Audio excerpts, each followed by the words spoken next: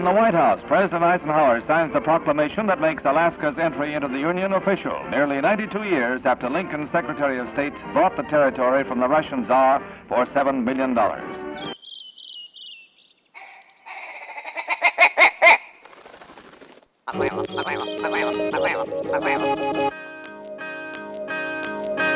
Alaska Wild Project podcast is brought to you by the following sponsors. Barney's Sports Chalet, supplying hunters with the best hand-selected gear since 1963.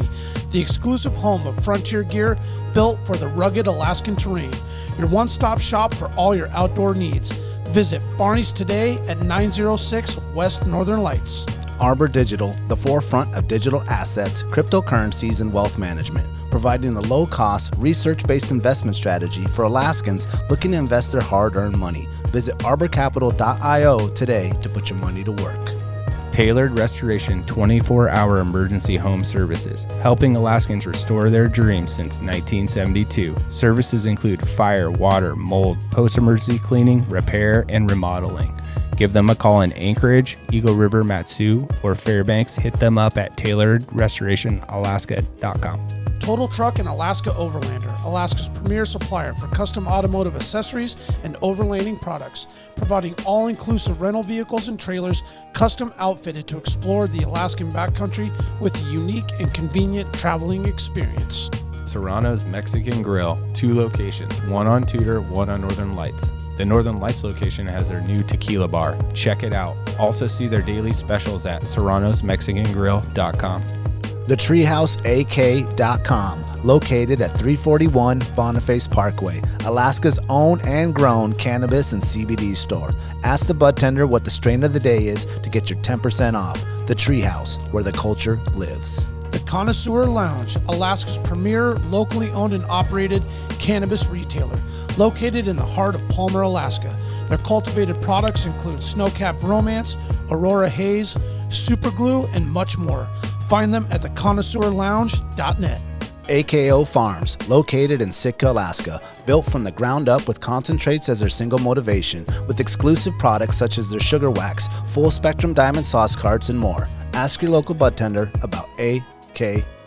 Marijuana has intoxicating effects and may be habit-forming and addictive. Marijuana impairs concentration, coordination, and judgment. Do not operate a vehicle or machinery under the influence. There are health risks associated with consumption of marijuana. For the use of only by adults 21 and older. Keep out of the reach of children, and marijuana should not be used by women who are pregnant or breastfeeding. The Bait Shack, located on Ship Creek upstream of the bridge. Can't miss the bright red shack. They're the go-to fishing gear rental and guide service on Ship Creek. Tight lines and fish on. Come hook into the action with them. Hit them up at thebaitshackak.com. Anchortown Dogs, located on 4th Avenue across from the old 4th Avenue Theater. Look for the blue and gold umbrella. From reindeer dogs to bomb euros, they've got you covered. Anchortown Dogs, your local gourmet hot dog and sausage cart. Crude Magazine, Alaska-based media outlet using the last frontier as a springboard to discover larger truths about the cultures of our great state. Read more at crudemag.com. Lawn Pro AK, Alaska's year-round professional property maintenance team. Services include snow and ice management, weekly lawn care, and more. Get your free estimate today at lawnproak.com. Double Shovel Cider Company, located off of Arctic and 58th. Handcrafted Alaskan-made colonial ciders. They also have a tap room downtown on the corner of 5th and E. Stop by today and taste an award-winning cider. Lady with a Plan, your own Alaska event planner. From scouting the perfect location to planning the tiniest details, specializing in event management and production for intimate social gatherings. Find Lady with a Plan on Instagram. Should start this one off the old-fashioned way, huh? Like there that? we go. Yeah, I think we were like 5 minutes delayed last time. I guess it doesn't really matter as long as you get one in through the show. Yeah. But it is our it's how we start, Yeah. Well, it's funny when I'm like trying to combine the audio with the video, I check for that because it's a spike in the audio. Like there's a spike in the wave. Oh, yeah. Just technical jargon. Mm-hmm. I know there's ways, and people said, "Oh, you can just do this," blah, blah, blah. But how I do it, I look for that spike and I line it up to like old fashioned style. I do a lot of things old fashioned. Yep. I know there's the program and the this, and it'll line it up. There's and all there's this. QuickBooks, bro. Try it out. Yeah. No, man, I write all that. That's funny, dude. My account, Jantina, my accountant, man, she's like, Daniel, do you know there's app for this? There's such an easier way. It's like it's even on your phone. I'm like, no, I need this book, and it. I'm gonna come over there with a whole freaking can of receipts, and we're gonna sit there for 4 hours. Yeah, like a popcorn can. They're not even separated by months or anything. No, now I have, because it became like a 6-hour ordeal. I'm like, I could be a little bit more prepared. Let me at least organize these. She's like, here, let me start the clock. Yeah, exactly. And I'm like, well, why did my bill go up? And I was like, okay, this could be why. Welcome to Alaska Wild Project, episode 80. 80. Wow. 80, man. Yeah. I wrote it down. I'm like, they're flying, dude. It's flying. Yeah, we've been saying it a lot, but it's still every time. It's like, damn, yeah. man. And you tell people, you're like, yeah, man, we got 76, and we got 78, and we're now 80. And they're like, really? They're thinking, oh, yeah. They just think we do one a month. Yeah, no. And it's like, nah, man. No, we're rolling with it. We hope you guys enjoyed Haley from the Toyota, lady-owned Toyotas. Yeah, episode 79. And I think the new merch, by the time this one comes out, will be here. We got 3 different colors of shirts. We got 3 different colors of hoodies. We got new hats coming. That's a good way to support us. We got to pay the bills. It's not free to be in this. All this stuff isn't free. So we super, super are thankful for everyone that buys all the merch. Of course, all the sponsors that are helping us pay for this stuff. If you're just like a regular dude or a regular lady and you've just been listening week after week, and you're like, hey man, I want to support these guys a little bit, you can go to Patreon, patreon.com. It's a way for you to just donate, $5 a month or whatever, and it just kind of comes out of your bank account and comes into our bank account, which is nice. And some people do $5, $20, $50, whatever you feel comfortable, and you can cancel at any time or just do a one-time deal. That's on Patreon. There is a separate thing on our website. It says Patreon, but when you click on it, it's actually Patron. I didn't know this. It's like a different thing, but it's all the same. It's all the same deal. That just kind of goes through our distributor Podbean, and so, but it all goes to the same business account, and all that little stuff helps. We're trying to do more events and get back out there in the community and help people out and donate some of this money that we get towards other cool things that are going on, other projects and stuff like that. And before we kind of get started on the topic tonight, I just kind of want to give people a little rundown of some of the upcoming guests we got. We've been booking. We're always booking guests. We got some really, really cool ones coming up. We got the boys from Alaska Mint coming in. That's going to be really cool. We got Peter Munich from Stone Glacier. I'm really excited about that. Yep. He's I think he's a Montana boy. If you don't know him, he's Peter Pangda on Peter Panda on Instagram. He was one of the Stone Glacier rep guys. I'm not 100% sure. We'll get him on the show and ask him all about that. He's a guide up here in Alaska. He hunts lions with dogs. Just an all-around really, really, really cool dude. Just happened to run into him downtown one day and got him locked. Did he come by the stand? Is that how? No, he was just out there waiting for his dad or something like that, and I just spotted him, and I was like, hey, you're the Stone Glacier guy. And he's like, yep. And we just started chatting it up. Okay. And then got him in here. We got Craig and Brooke Pester from Total Truck and Alaska Overlander coming in. Yeah, that'll be fun. One of our big sponsors. Come talk about all the cool things they got going on. I'm excited about Alice Quanick Glenn from Coffee and Quack podcast. She talks about Alaska Native life in urban settings. She lives in Anchorage now, but obviously she's grown up in the village. I'm not sure. We'll get to the bottom of all that. Yeah. But she has a really, really, really cool podcast called Coffee and Quack. Yeah, man, I've listened. I love it. Yeah, check that out. And I think she has another one that she does, but that's like her main one. She's won lots of awards for that. She does a really excellent job doing that stuff. So shout out to Cody Liska from Crude Mag and the Crude Conversations podcast for kind of doing the link up on that. And also then after that, we're going to have John Sturgeon, which I'm very excited about. He is the Alaska SCI president. He's also the Alaska Wild Sheep director. And he was the guy who won the Supreme Court case. If you guys remember back in the day, he was crossing. He was on some hunt. I don't know exactly the details. I got to look it up a little bit more, but he was on the hunt with a hovercraft, and it was illegal. But then he ended up taking it all the way to the Supreme Court, which he won the case. So they had to change a bunch of laws and stuff like that. And we'll get to the bottom of all that. He's got a really cool article in the Washington Post that you can check out. And then we got Kristen and Juliana from Soarin' Summit lined up as well. And that'll lead us all the way into November. And we're still waiting to hear back from some other folks. We got Arbor Digital going to come in and talk to us about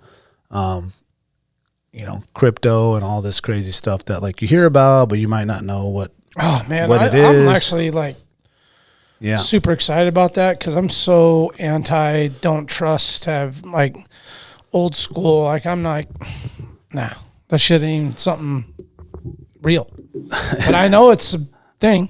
Yeah, it's a thing. But when I ask what it is, everybody has this well, I really don't know exactly what it is. I'm like, but you have this money in it.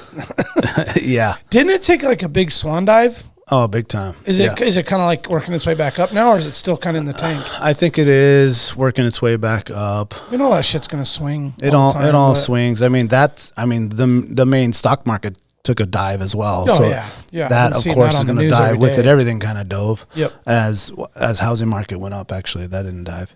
Oh. That went way up. But some of those things, as you get older and you got a little extra money and you're trying to invest, it's cool to get somebody in here that's a lifelong Alaskan who's deep in that, and their company is involved with that, with digital marketing and digital investments and traditional investments as well. So that'll be a pretty cool conversation. So as you guys have heard that we have these guests coming on, if you have any questions or if you have a funny story, maybe one of these people, hit us up on Instagram or on the email or something like that with a question you might want to know, or something that you're interested in, a topic that maybe we should bring up with any of these guests that we got coming up. Sweet. Yeah, and I see Jack is slated to join us. Yep, big Jackie. For John's in October. Because I was thinking about, I've told you many stories about Patsy Santoro, my old buddy, hardcore Alaskan, hunter, been living here forever. He knows John really well. I got the full rundown on the Supreme Court deal on that whole, how it all went down, and man, kudos to that dude for fighting that tooth and nail and getting that approved. But that guy's interesting. He's got a lot of stuff going on, and they're pretty tight. So I thought about bringing him in just to kind of piggyback off, but it'd be nice to have Jackie back. I know he's been doing his thing and busy with business projects and stuff. So as any other person that has a business, staffing has been difficult and through the summer, and people want to go have fun, and when you don't have somebody to work, the guy who's the owner has to work. Yeah. So that leads to that, and as you have young children and you're still trying to play a little bit, so it's all good. That's just part of life, and Jackie will be back, and we'll be happy to have him back. Yeah, sure. We also have some cool photographers coming up that I'm talking to. We have some. Yeah, I have 4 or 5 that are just waiting to lock in dates. I think it's been tough because getting out and reaching out to folks during hunting season, they don't want to make any commitments. Yeah, and obviously everybody has date sets and things that they're doing, but I think like most of us, we get back from these long hunting stretches and we got a lot of adjusting, back to the grind to do with kids and other things that we have going on. So kind of feels like no one wants to commit to anything until November, which is pretty good in our case, because in our guest openings are pushing into that month right now. So yeah.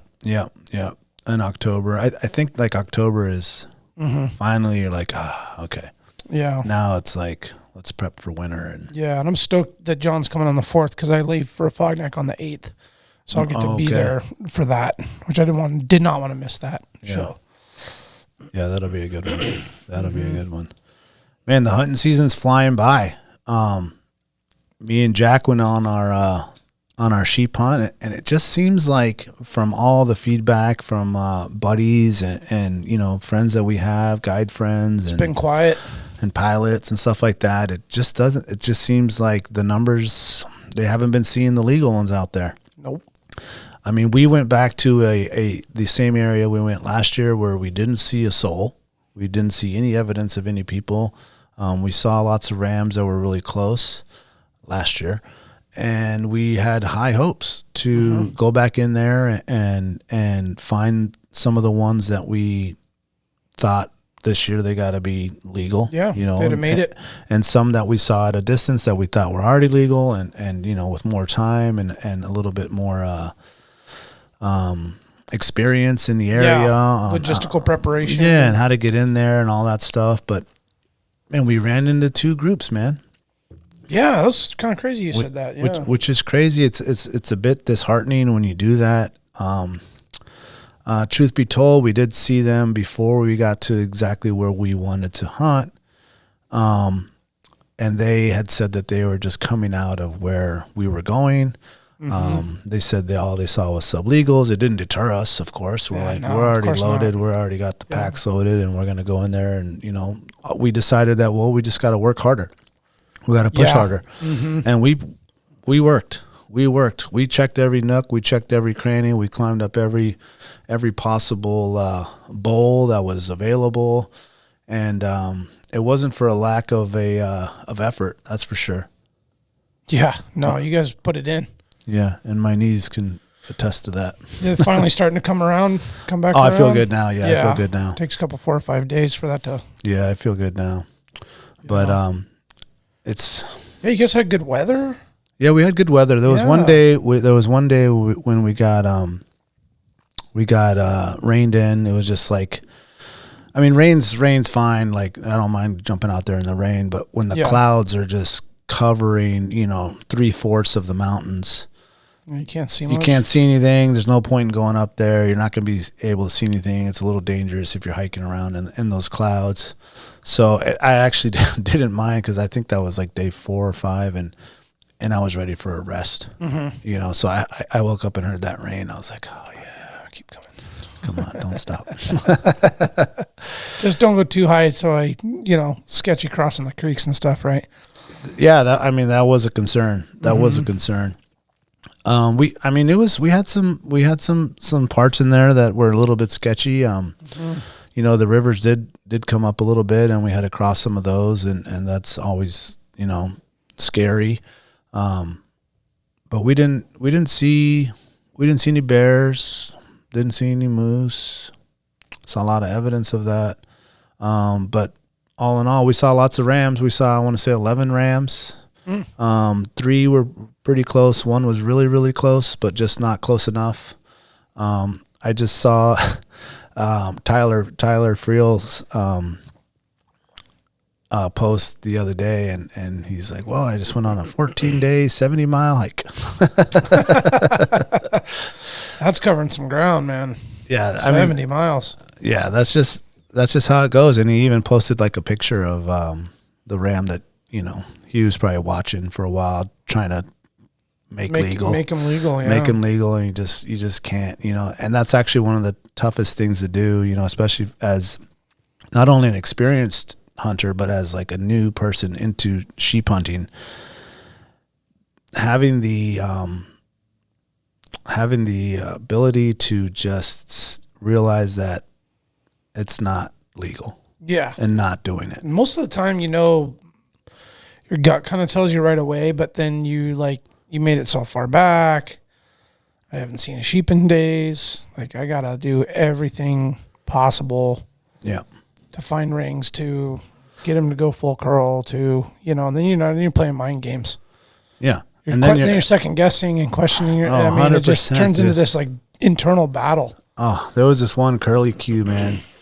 He was with this other one that was pretty heavy, and the heavy one is going to be a really nice ram. Yeah, that was a couple years. The frontal photo that you showed me? Yeah. Oh, man, his bases are gnarly. Yeah, he's going to be a good 38, you know, 38-incher. Be a big boy. Eventually. Mm-hmm. But he was with like a curly Q one that's like, what that means is like it's kind of going like straight out. You know what I'm saying? Instead of like, curling down, instead of going down deep and curling up, it's going more like out, like a corkscrew kind of style. Yep. So he was really close, and we actually went another day because we saw him kind of at a better level. When you're eyeing these sheep, you want to be at the same level as they are. If you're looking from below, you're looking from above, you're not going to get the right angle to see if it's a full curl. Yep. So we knew, because we got really close, we knew he wasn't, you don't want to count the rings, but you still look at the rings. We counted, and I could get 7 or 6 and definitely not 8. Yeah. But we're like, well, sometimes some of those ones aren't 8 years old, but they're full curl because they have like a crazy like curly Q deal going on. So we wanted to get another closer look at him, and we did, and just determined that he wasn't the one. So yeah, that's how it goes. Yeah, I mean, you guys didn't hold anything back. You went for it. You knew last year you didn't go as far as you thought. This time you made it deeper, and I think even deeper. Even deeper. Right. Yeah, I think we went as far as you could go. The effort was there. Yeah, we definitely went to as far as I thought that we could go. Within your time. Within our time. I think there might have been one last push we could have did kind of beyond that glacier. But, who knows? Yeah. Who knows? Yeah, you guys were fully convicted in your approach this year. And I was proud of you guys, man. And I thought you guys were going to come out with a ram. I was like, oh, yeah, they're gonna get one this year. Not that I like, jinxed it. I just felt like with all the information you shared, and not necessarily location or anything like that, but just the area. We looked at the weather. You were like, man, this feels good. And I was like, oh, yeah, if you guys make it in there. And it's a lot of the same, Daniel. Not a lot of success rate going on this season. Not at all, man. Pretty quiet. Yeah, not at all. Even I was looking at Peter's his Instagram, and he was out guiding, and they didn't get a legal one. Oh, really? Yeah. And then you got guys like Tyler, who's been doing it forever. Who knows how many rams he's got under his belt. Yeah. And then Jake, the pilot, and he knew a couple guys that got one. But I think there's a difference between flying into somewhere and being dropped off where you're the only ones versus something that you can access somewhat by the road. Yeah. I mean, all those places are just, you're going to run into somebody. You're going to run into some other person. Someone else has already been in there. We didn't go on the opener. These other guys we ran into did, and they didn't get one. Yep. So I was bummed. I was excited because we went last year, and I don't know if I mentioned this before. There was this one ram that I had titled Lucifer. Yeah, with the really non-typical, weird kind of like. Yeah, he had a one regular horn that did the normal curl, and then he had one that went like straight out like a demon. You know what I'm saying? Yeah. And it curved down like up towards his neck, like his jaw. Yeah. And eventually it was going to go into his jaw. Yeah. And I was just excited just to find him, just to get your a better eyes back on him. Eyes back on him, get a video of him, get a better picture of him. And I was bummed that I didn't see him, I didn't see him at all. You were looking and looking and looking. Man, I was just hoping to see him, man. I even started singing songs. I was like singing that song, Lucy in the Sky with Diamonds. Whatever that song is, I don't know sing it, but I would just 60s song. Yeah. So I was just that song, like as I was hiking, anyone that's gone hunting with me, I sing a lot of songs. Yeah, pretty animated. I make a lot of songs. I make a lot of jokes. I think it's important to be lighthearted, and I think it's important to have fun and be joking around and say funny things, and because a lot of times you're just lighten the mood. A lot of times you're facing a 6-7 mile hike in the rain, or especially after you've gone up to a certain area and you just know that day's done. Yeah, and all you have left is like turned over a rock. There's nothing here. The trudge back to the teepee, back to the camp. And you're like, oh, okay, well, start singing some songs. Yeah. Telling some jokes. Yeah. Yeah. No, you got to do it. So, I mean, all in all, that's just part of it, man. That's just part of it. It makes me really want to now go on, get dropped off somewhere. Yeah. Well, if it's means anything or makes you feel better, I talked to Eric and he talked to a guy. He's been getting out the last couple of years doing fly-ins, and this year, wherever he got dropped, of course, he didn't indicate. Not that it mattered, because there was 4 other camps out there. Where he got dropped off? Yeah. He said there was guys skylined all over the fucking place. Oh, jeez. So they got in there and they're like, okay, there's a group. We're going to go further. Oh, there's another group.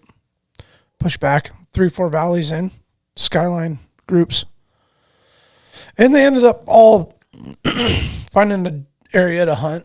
And they all, they found sheep, just not legal ones. Yeah. So they still did the deed. They just, I was like, well, that would have been kind of shitty to get flown in thinking. Yeah, man, you get flown in. And I get that you could run into somebody still, especially if an outfitter's kind of dropping guys in kind of a specific area. But to see multiple camps and skylining guys, I mean, it can be a little discouraging when yeah, big there's time, extra dude. Pressure out there, I'd be pissed, man. Yeah.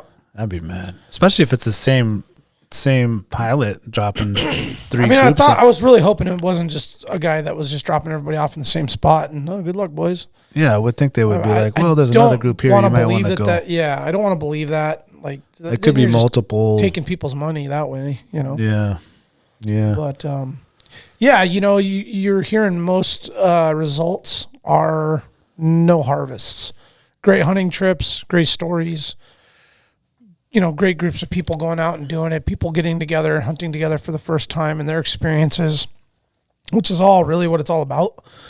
And we can talk about that till we're blue in the face, right? The experience, what everything that goes into it, the soul searching, the beauty of a backpack hunt. Mm-hmm.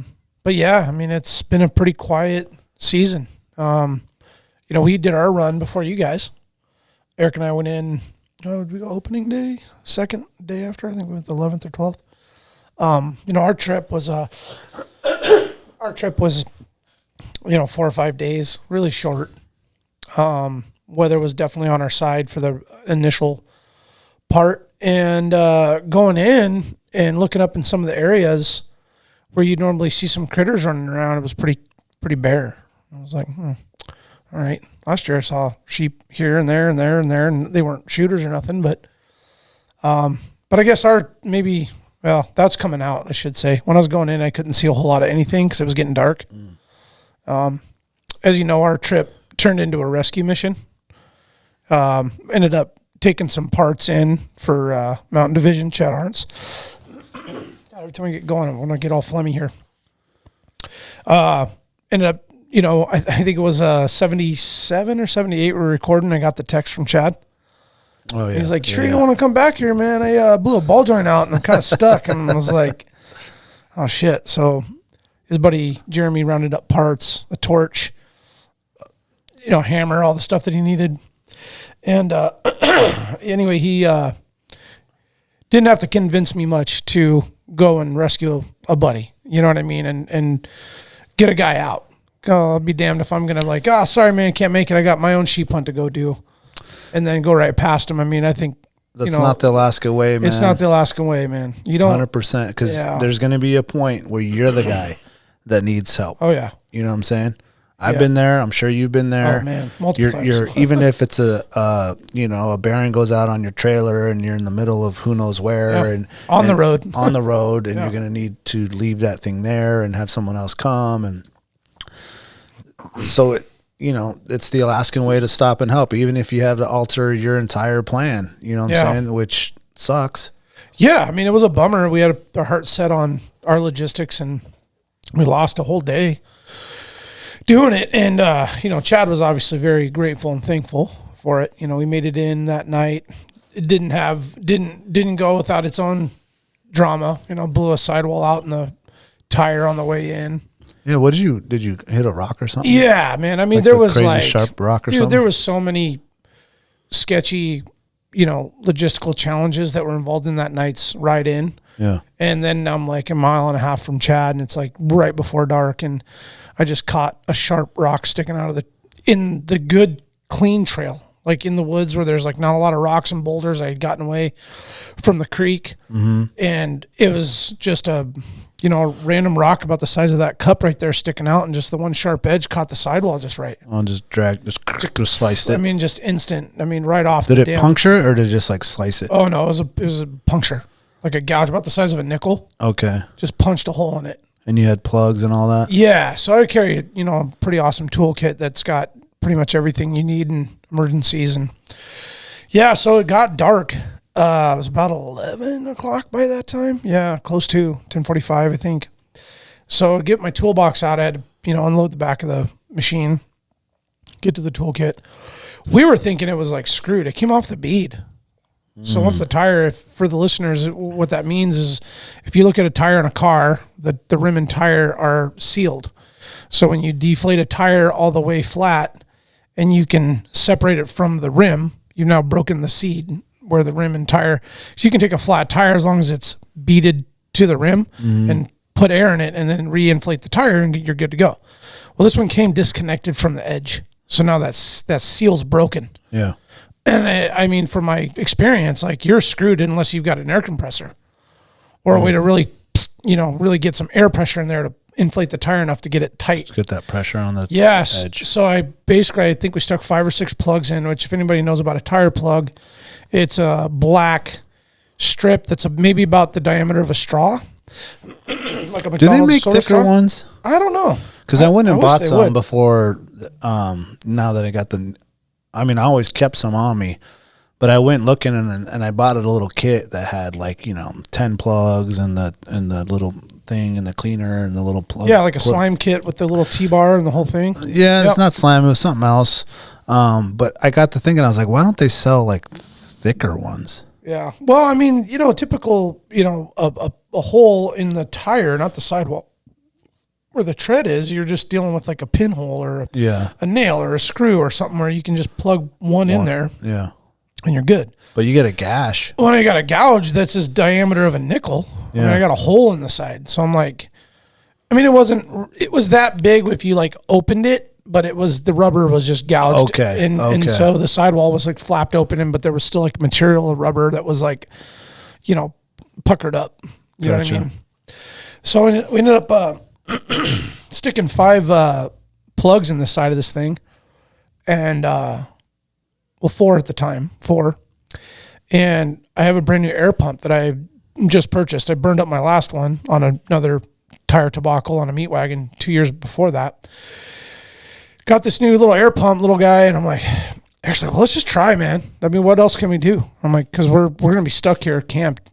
In my mind, I'm like, okay, now I gotta get this thing off the trail, set up camp, the next day hike the tools and the parts to Chad. He's now got to rescue you. I'm thinking end his hunt almost. Yeah. To go back into town to get me a tire and then bring it out to me. So you know what I mean? It was like it was going to be just a horrendous. You couldn't call me. No. I was already headed out. Mm-hmm. Yeah, I could have started making some more calls and getting people to come out to get the gear out and then just coming out to my wheeler later, but. Anyway, so I'm thinking worst case scenario, and Eric's just like, well, let's just try it. I'm like, all right, man, let's do it. So I end up moving it forward. Now the rim is and the tire's all jacked up, but I get it to where it tilts up. So now the left front tire's airborne, and so we can work on it some more. So we get our headlights out, throw 4 or 5 plugs in there, throw that little air pump on there, and that thing's badass, dude. It's Which pumping. kind is it? It's a slime brand. Okay, I have that one. That thing pumps, dude. I was like, holy shit, tiny dude. Thing is I was like, damn, I called it little Hercules, man. Thing started ripping, and then so we grabbed the tire on the backside, both of us, and Eric's a really strong dude. And so he grabs the side, and I grab the top and bottom, and we're just pulling that tire now we're pulling it toward us. Mm-hmm. So it's seating on the back on the rim and then sealing on the front, but we're just relying purely on the pump. We've sealed it, but we need the air to pressurize inside. And all of a sudden it's 5 pounds, 10 pounds, 12 pounds. I'm like, dude, it's filling. Keep holding. So we're just 3 or 4 minutes where we're like shaking like all of our strength trying to hold the tire. 'Cause you don't want to let go and let it like, we gained all this ground, and then all of a sudden, man, 15 pounds, 18 pounds, and it finally hits like 22. Pop, seeds it, seal. Wow. And man, we stop, jump up, hug, high five, like, fuck yeah, we got a chance. And now we're just hoping that the hole is going to seal. Yeah. So I have a little bit of hand washing soap in a kit. So I get some water, throw it on there, and it starts bubbling. So the air is coming out right there. I'm like, all right, so let's throw one more in, trim the plugs, and then it has a little rubber cement kit that it comes with. And just so happened we had the torch, right, with the toolkit for the ball joint repair. So I get the rubber cement on there, get a rubber glove on and just smear that shit all over it. And is that to just like create another little like it's like glue, barrier, like a little layer? Yeah, okay. It's like glue to like fill the gaps and the little gaps that where air might be able to come through. Yeah.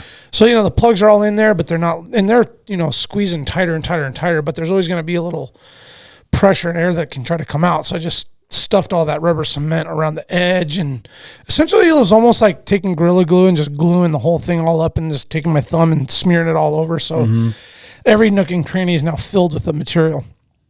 He grabs that torch, man, and just starts like fires it up and just starts waving it across. Yeah, he's 10 inches or more away, and he's just applying heat, man. Got that rubber cement to cure up like that, and threw 12 pounds in it, held it like a champ, back on the trail. We're like, fuck, dude, we got lucky right there, right? Now, by this time, it's like midnight. Did someone say also you could do alcohol or something? Did someone say something like that? Chad was saying something about putting a drop of fuel in unscrew the valve, and somebody's going to listen to this and be like, or even Chad, I'm like, you just motherfucker. You unscrew the valve and then throw a little fuel in there and then light it, and then it'll create a combustion and then inflate and seed the tire. Oh, okay. That's above my pay grade, so I'm not going to try that. I'd like to see it though. I can say YouTube it and look at it, but anyway, we're going long into this tire repair. So we finally get to Chad at like 12:30, 1 o'clock in the morning. He's still got a fire going. Gabe had passed out. And like, all right, man, let's get the tent up. And he's like, oh, no, I mean, he's got that big-ass Teton wall tent out there. I'm like, come in here. Damn, bro, you got the big one. And he's like, no, man, just throw your cots up in here and you guys can crash in the tent. I'm like, oh, man, dude, that's so cool because now we don't got to set up camp and we can just do minimal tear down of our gear and get it in there. And, and we're like, man, are you sure, man? Because I ain't never, like, I've met Gabe once, but, like, just shaking hands. Like, we met at the Sheep Foundation banquet, right? Yeah. A couple times. Yeah, but it's just like quick chat, not get to know each other type stuff. And I'm like, man, now me and Eric's like, the two worst snoring men that you can sleep in a tent with. Diesel 1 and Diesel 2. You and Eric? Yeah, we're like the worst. And so are you sure you want to let us sleep in there, man? Because like, we're going to like honk you boys out of here. Anyway, so we crashed in there and woke up the next morning and Gabe wakes up, like, what's up, man? Morning. And he's like, did you sleep? And he's like, yeah, man, snoring was no big deal. So we had coffee and got Chad. He got up early, got his ball joint repaired. Didn't need any of our help, man. He woke up and he's like, you guys waiting for the sheep to die of old age? And we're like, oh, man, is there something out there? And he's like, nah, man. He's like, side-by-side's done. And I'm like, oh, shit, okay, cool. Let's get going here and pack up. So we had coffee and beautiful morning and had some chow. Anyway, we get back on the trail, and it's like, well, I don't know if we should just pack up and go back out and go to where we were going to go or just stay here at this point. Because, I mean, it was a hell of a run. It was like 24 miles, Pretty long ride and a lot of shit go through on the way back. So he's like, well, I'm going to go up in here and, if you guys are cool, man, just hunt this area. And I'm like, you know what, man, I think I'll just do that. We're here. We can go in a little further, get up, set up base camp, and we can just start hunting today, now. Don't waste another day getting out of there. Yeah, because then I had a whole day before I could even maybe get to where I wanted to go to start hunting, if not the next morning. Yeah. By the time I got in and hiked up and the whole thing, right? So I'm like, all right, man. And they had spotted some sheep the day before, so I was like, all right, well, we'll just get up in this area and go check it out. And so we after one or two more really, really questionable crossings, I had gone as far as I was going to go, as far as my comfort level. Yeah. And that was further than I normally go. I mean, it was only because there was Chad and his machine, and then I had Eric with me, and so I had, if I was by myself, I'd have never done that. But just the fact that I had, because I ended up getting messed up on a hill. He had to actually drag me up and finish, and so that's when I knew. I was like, oh, once I start needing help, that's a problem, because this was supposed to just be me and him in one machine with like not trying shit that was going to need another machine to pull you up or out, So anyway, we get up there and we set up base camp, and we're like, all right, man, we got a lot of good daylight. Run up there, find some nice sheep right out of the gate, and really, really enthusiastic about that. Get the glass on them. There's 5 total. One's like borderline. He's really close, and we get to watching him for a while. He can't full curl him, but we thought, well, if we could get a closer look tomorrow and get the glass on him, maybe we can get some rings or just watch him anyway. And it wasn't an hour later that 4 monster caribou came rolling up over the skyline and blew him out of the bowl. Sheep hunt done. Oh, yep. So we hung out for cool another to day. see, but sucks. Oh, it was amazing. They were super beautiful bulls. 3 of them were definitely like trophy class size, bez and beams, and their gougers and their shovels were they're all velveted out, big white manes. I mean, just the most beautiful mountain caribou you could possibly want. Speaking of that, I got mine still waiting for you to. Oh, the redo? The retouch. Yeah, the retouch. Yeah, no, that's true. I thought about that. Yeah, I got a lot of projects to finish. Ira, I'm getting there. Well, you got his bison? He's like, I got a spot for that bison, man. I was like, yep, those horns are coming off this week. Oh, he's got his new house out there, man. I got the horns off as far as I got. Yeah, do bison. Mine can wait. Yeah, I got his caribou too. Oh, well, and I just saw on Instagram he got another caribou, so I was like, ooh, Ira, don't call me. Might want to get somebody that's actually got some time. But well, October, November's coming. That's like the taxidermy days. Yep. Get the boiler out and get the pots out and get it going. But yeah, long story short, man, short story long. Those rams blew out, and we watched those caribou for a bit, and then we crashed out for one more night, spiked out up there, hoping we just checked 2 other bulls because we were kind of limited. And then it was pretty cool, though. I got a hold of Chad finally. Was it like a Saturday or Friday night? I was trying to get a hold of them all day on the inReach, man. Hey, how you guys doing? Because we kept checking in with each other, and just nothing. Eric's like, they got a ram. I'm like, yeah, but he would still like check in. Mm-hmm. Well, he forgot his inReach at the tent when he went up that day. That's critical. Yeah, so I was like, damn, Chad, that's, for last year was your ammo, this year was your inReach. Like, yeah. Come on, bro. I mean, he's a pretty prepared dude, so. Yeah. But no, they ended up going up that day.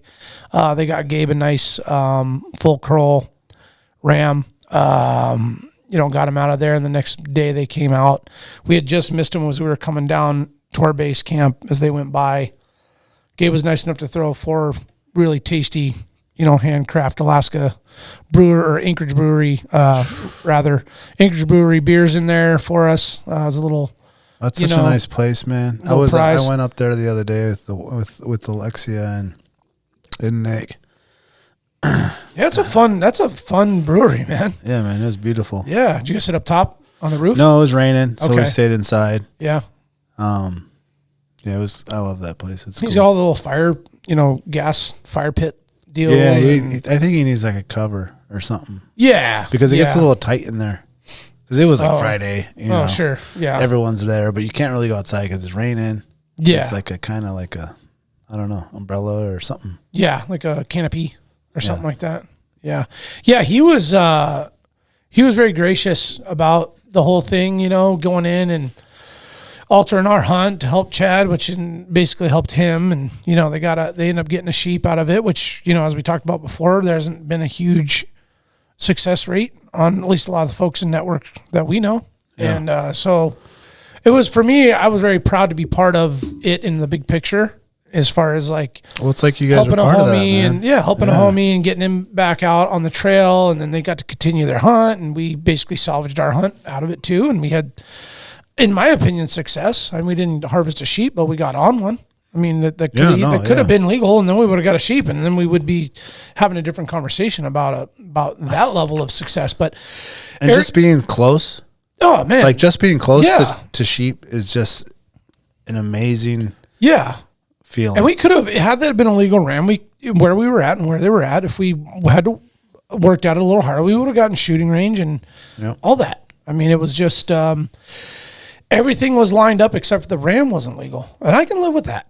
Yeah. I can live with that all day long. I didn't lose any sleep over that. You know, Eric was excited about maybe getting a sheep, and I was dead set on getting him one. That was the plan. But you know what? He had never done it before, and he got to go through the process of, you know, throwing everything in a pack and packing enough food for a day or two. And how did his gears work out? Really good. He did really good. Yeah, I think the only thing he was lacking was like really good insulation, puffy insulation, but it really wasn't that cold though. So he lucked out. Yeah. You know, because I had gotten all lofted out that last night. Did he not end up getting the one he was going to buy? Wasn't he looking at the Sitka one? He may have ordered one, but I wasn't there in time. No, but... And he didn't end up going with Cisco's? No, he did not. No, okay. He didn't want to go that route. He didn't have the hood, right? Is that what the problem was? The one he had was like a... Yeah, he's got like a Kelvin down, but it doesn't have a hood on it, which he took it and he was fine, man. He lived.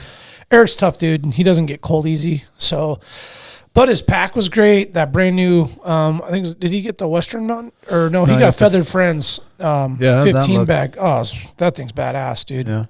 But yeah, you know, he'd never stayed in the teepee and on the ground and the whole thing. And, you know, it was like. Same with Jack, man. He had never stayed in the teepee and all that. Yeah. Yeah. So we built it all up and got it all in there. And he was kind of like, you know, watching the process. And he's like, okay. And we crashed out in there and it wasn't comfortable. It was comfortable. And, you know, he has a nice new air pad. And so it was just fun for him to get to play with all of his stuff. Yeah. The stoves, and he's done that before, but, you know, the stove and the food and going and, you know, foraging for water and, you know, just the whole thing, you know, it's like he could have definitely done a sheep hunt without my guidance in that moment, but it definitely was helpful to just, you know, pick my brain. Hey man, what are you going to bring up to, you know, for those 2 nights? You know, what are you going to do for socks? What are you doing for, you know, this layer and that layer? And, you know, and so I was just like, oh, this is what I'm going to do. This is what I'm going to do. I'm going to put this in my pocket and blah, blah, blah, blah, blah. And so, yeah, anyway, we got out of there. We ended up deciding to bag it one day early, which was kind of, you know, something you don't usually do on a sheep hunt. You usually run that thing down to the wire. But there was a gnarly storm that was coming in out of the north. You know, it was coming right at us, and I'm like, man, we could like stick it out. Come out of there. Yeah, and I was kind of worried about water coming up, and it just so happened that the next day was his anniversary. So, jeez, what? I was like, man, we got this thing tight, bro. Yeah, that made the decision. Yeah, easy. so we ended up getting back home Saturday night, and I thought it was funny, man, how like to wake up that morning at 6,500 feet. You know, looking around for sheep, and then, you know, later that night to be in bed, just from one extreme to the other. Just full comfort. Yeah, and then we get to his house, and he opens the garage door, and his wife and kids are like, what are you doing here? What are you doing here?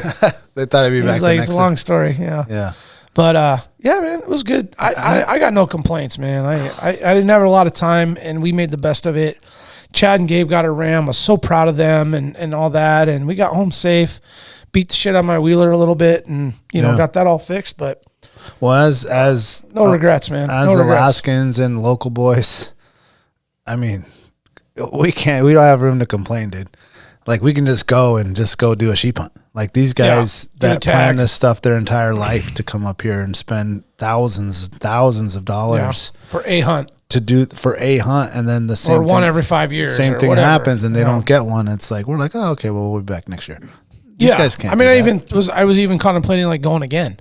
Yeah, like I'm gonna just go next weekend. Yeah, and I'm like, well, I could do it again, you know. And was a great thought while you're out there, and you get home and you're like, oh yeah, man, I got hockey and like in the fair, and there's all this stuff going on. It ain't happening, but I got no regrets. It was a great season, and I wanted to say too, as we cover this subject, you know, it's kind of funny. It's easy for folks to believe to some degree like we're pigeonholed into our podcast for hunting, and we've said this multiple times in the past. We're talking about this exclusively today because it's the season. This is what we're passionate about. It's what we love. However, I don't want folks to feel like this is all this podcast is about. This is just one little piece of what, the subjects that we like to cover and talk about. But in the current moment, given that I think today's August 30th. As we record, yeah. Yeah, August 30th we record, and we're 20 days into the sheep hunting season, caribou hunting season. This is the teeth of it. And so if you're listening to us this time of year, typically we're going to be talking about our hunts and our experiences. And I know some folks are going to like that. Some folks are not going to be all that interested. So sorry if it's not your thing, but we got some cool people coming. Yeah, we do. And it's just, this is cool stuff because every year is different. Every experience is different. And it's just really fun, like sharing it and hearing myself talk about it, hearing you talk about it. It's so much fun, man. Yeah. I love it. Well, I think part of it too is like, this is the first time maybe the listeners are listening to it, but me and you have talked about it. Yeah, really. And, several times. Yes. Been around other people we've told the story, but it's a little bit different to, give it to all the people that are listening. Mm-hmm. Yeah, exactly. It is funny before the show now, we're talking, we're like, I'm going on tomorrow, man. I'm like barely ready. I'm like, oh man, I'm supposed to leave Thursday. I pushed mine to Friday. It's just shit's down to the wire, dude. I don't know why. I've known about these dates. Yes, I can't seem to get around this. For 7 months at least. Well, since February. I still wait till the last day to get everything ready. I mean, it's ridiculous. It's not for me, and I'm doing the same thing as I'm getting down to the wire. And we've got a lot of equipment that's going into our hunt. Not to mention, as I said before, we're like on the fringe of inking the deal on another Argo with our group. And let's get back to that after the break. Oh yeah, I wanna get into that. Yeah, you want to? And I got a funny other little thing. Okay, yeah, go for right it. Back. Barney Sports Chalet, supplying hunters with the best hand-selected gear since 1963. Barney specializes in supplying hunters with the absolute best Alaskan-proven gear on the market for some of nature's most rugged and demanding terrain. Whether you're headed to the remote volcanic islands of the Alaska Peninsula in search of a brown bear, or the shale-infested glacial valleys of the Brooks Range for Dall sheep, it is critical you choose the right gear for your dream hunt. Don't miss Barney's exclusive brand, Frontier Gear of Alaska, tested from the high mountains of Tajikistan to the extreme conditions of Alaska. These products were designed for high performance and durability. Frontier Gear was derived from decades of experience hunting big game in Alaska. Paired with other top brands, it provides you the absolute best gear selection anywhere in the world. Stop in at Barney Sports Chalet in Anchorage on Northern Lights or check out their custom website and reference tool at barneysports.com. Arbor Capital. Arbor Capital is based in Anchorage, Alaska, and it's your go-to wealth management company. Arbor Capital is at the forefront of digital assets and cryptocurrencies. If you've been looking to invest your hard-earned money or you just want to learn more about crypto, blockchain technology, or digital investments, give their website arborcapital.io a visit. What's great about Arbor is they provide a low-cost, transparent, research-based investment strategy for digital assets and traditional investments as well. arborcapital.io is your first step in putting your money to work. Let one of Arbor's investment professionals walk you through your options for financial growth and security. Start investing for the future today at arborcapital.io. Arbor Capital, your Alaska digital asset company. Total Truck and Alaska Overlander, Alaska's premier supplier for custom automotive accessories and overlanding products, providing all-inclusive rental vehicles and trailers custom outfitted to explore the Alaskan backcountry with a unique and convenient traveling experience.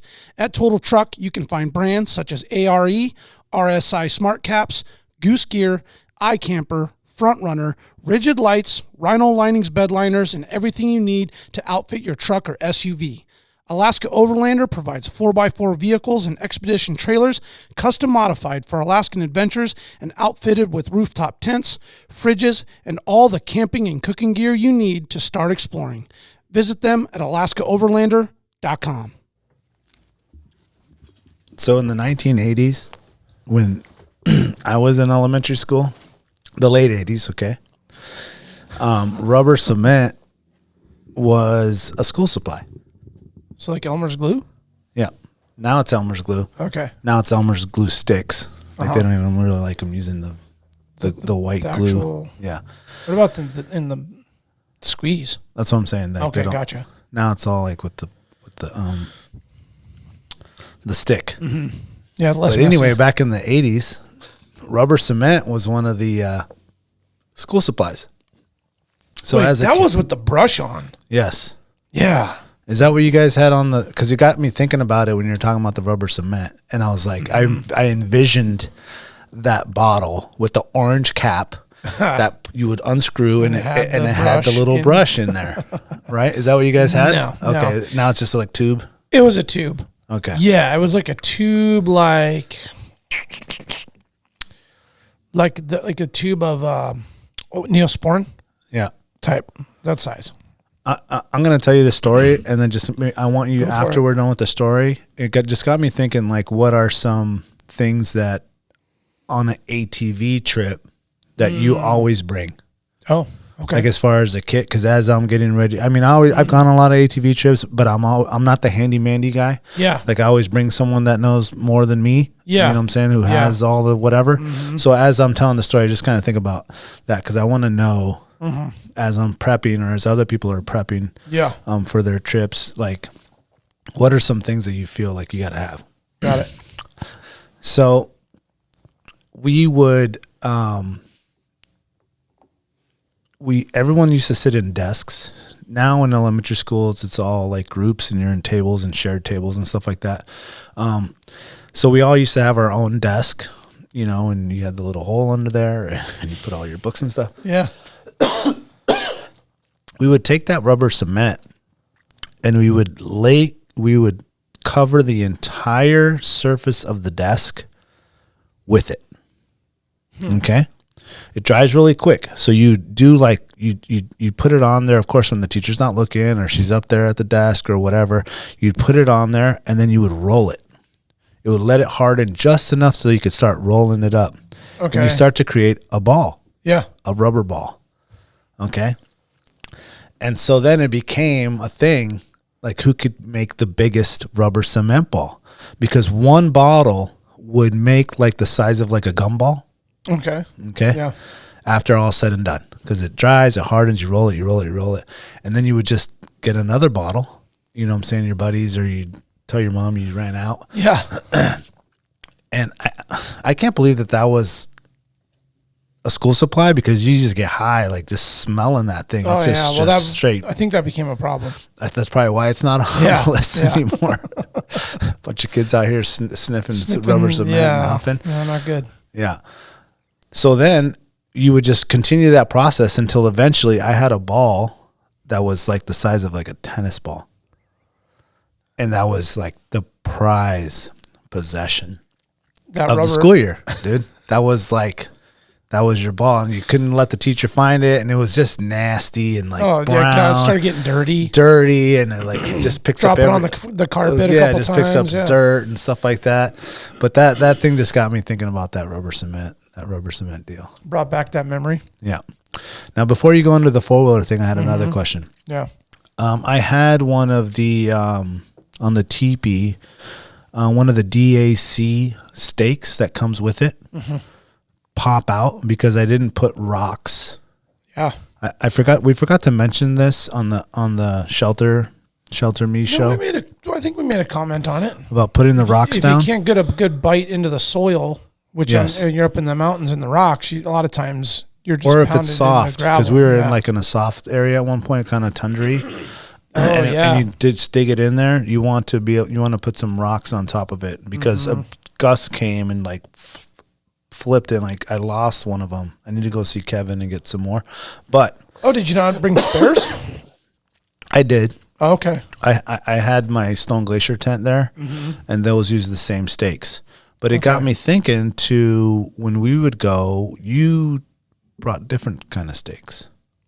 I brought just some extra. Do you use those DAC ones, or do you use the ones that are like an L?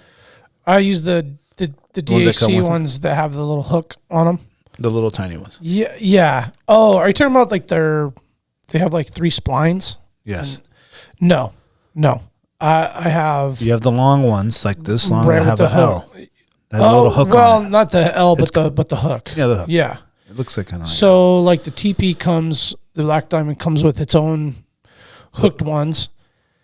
Yours came with those? Yeah. Okay, because the new ones don't. The new ones come with the little Stone Glacier ones, the little DAC ones. You wrap around the edge, or you hook the string at the bottom to the little beveled. Yeah, I wouldn't say the bottom. It's at the top when you're pushing That's down. what I meant, yeah. But there's a hole there. Oh, and you can slip it through. You can, which I didn't do, which I should have did, because then it would have popped it, but it wouldn't have flew. But I couldn't find it because it was in the brush. Gotcha. So we found all of them but one. Well, I only lost 3, but I lost one. I lost one. I mean, like a gust, out of nowhere, like 40 mile an hour, just came roaring down the valley, and just smacked. And I happened to be up getting water. Oh, okay. And I think sleeping. Jack was like, "No, we weren't sleeping. Good thing.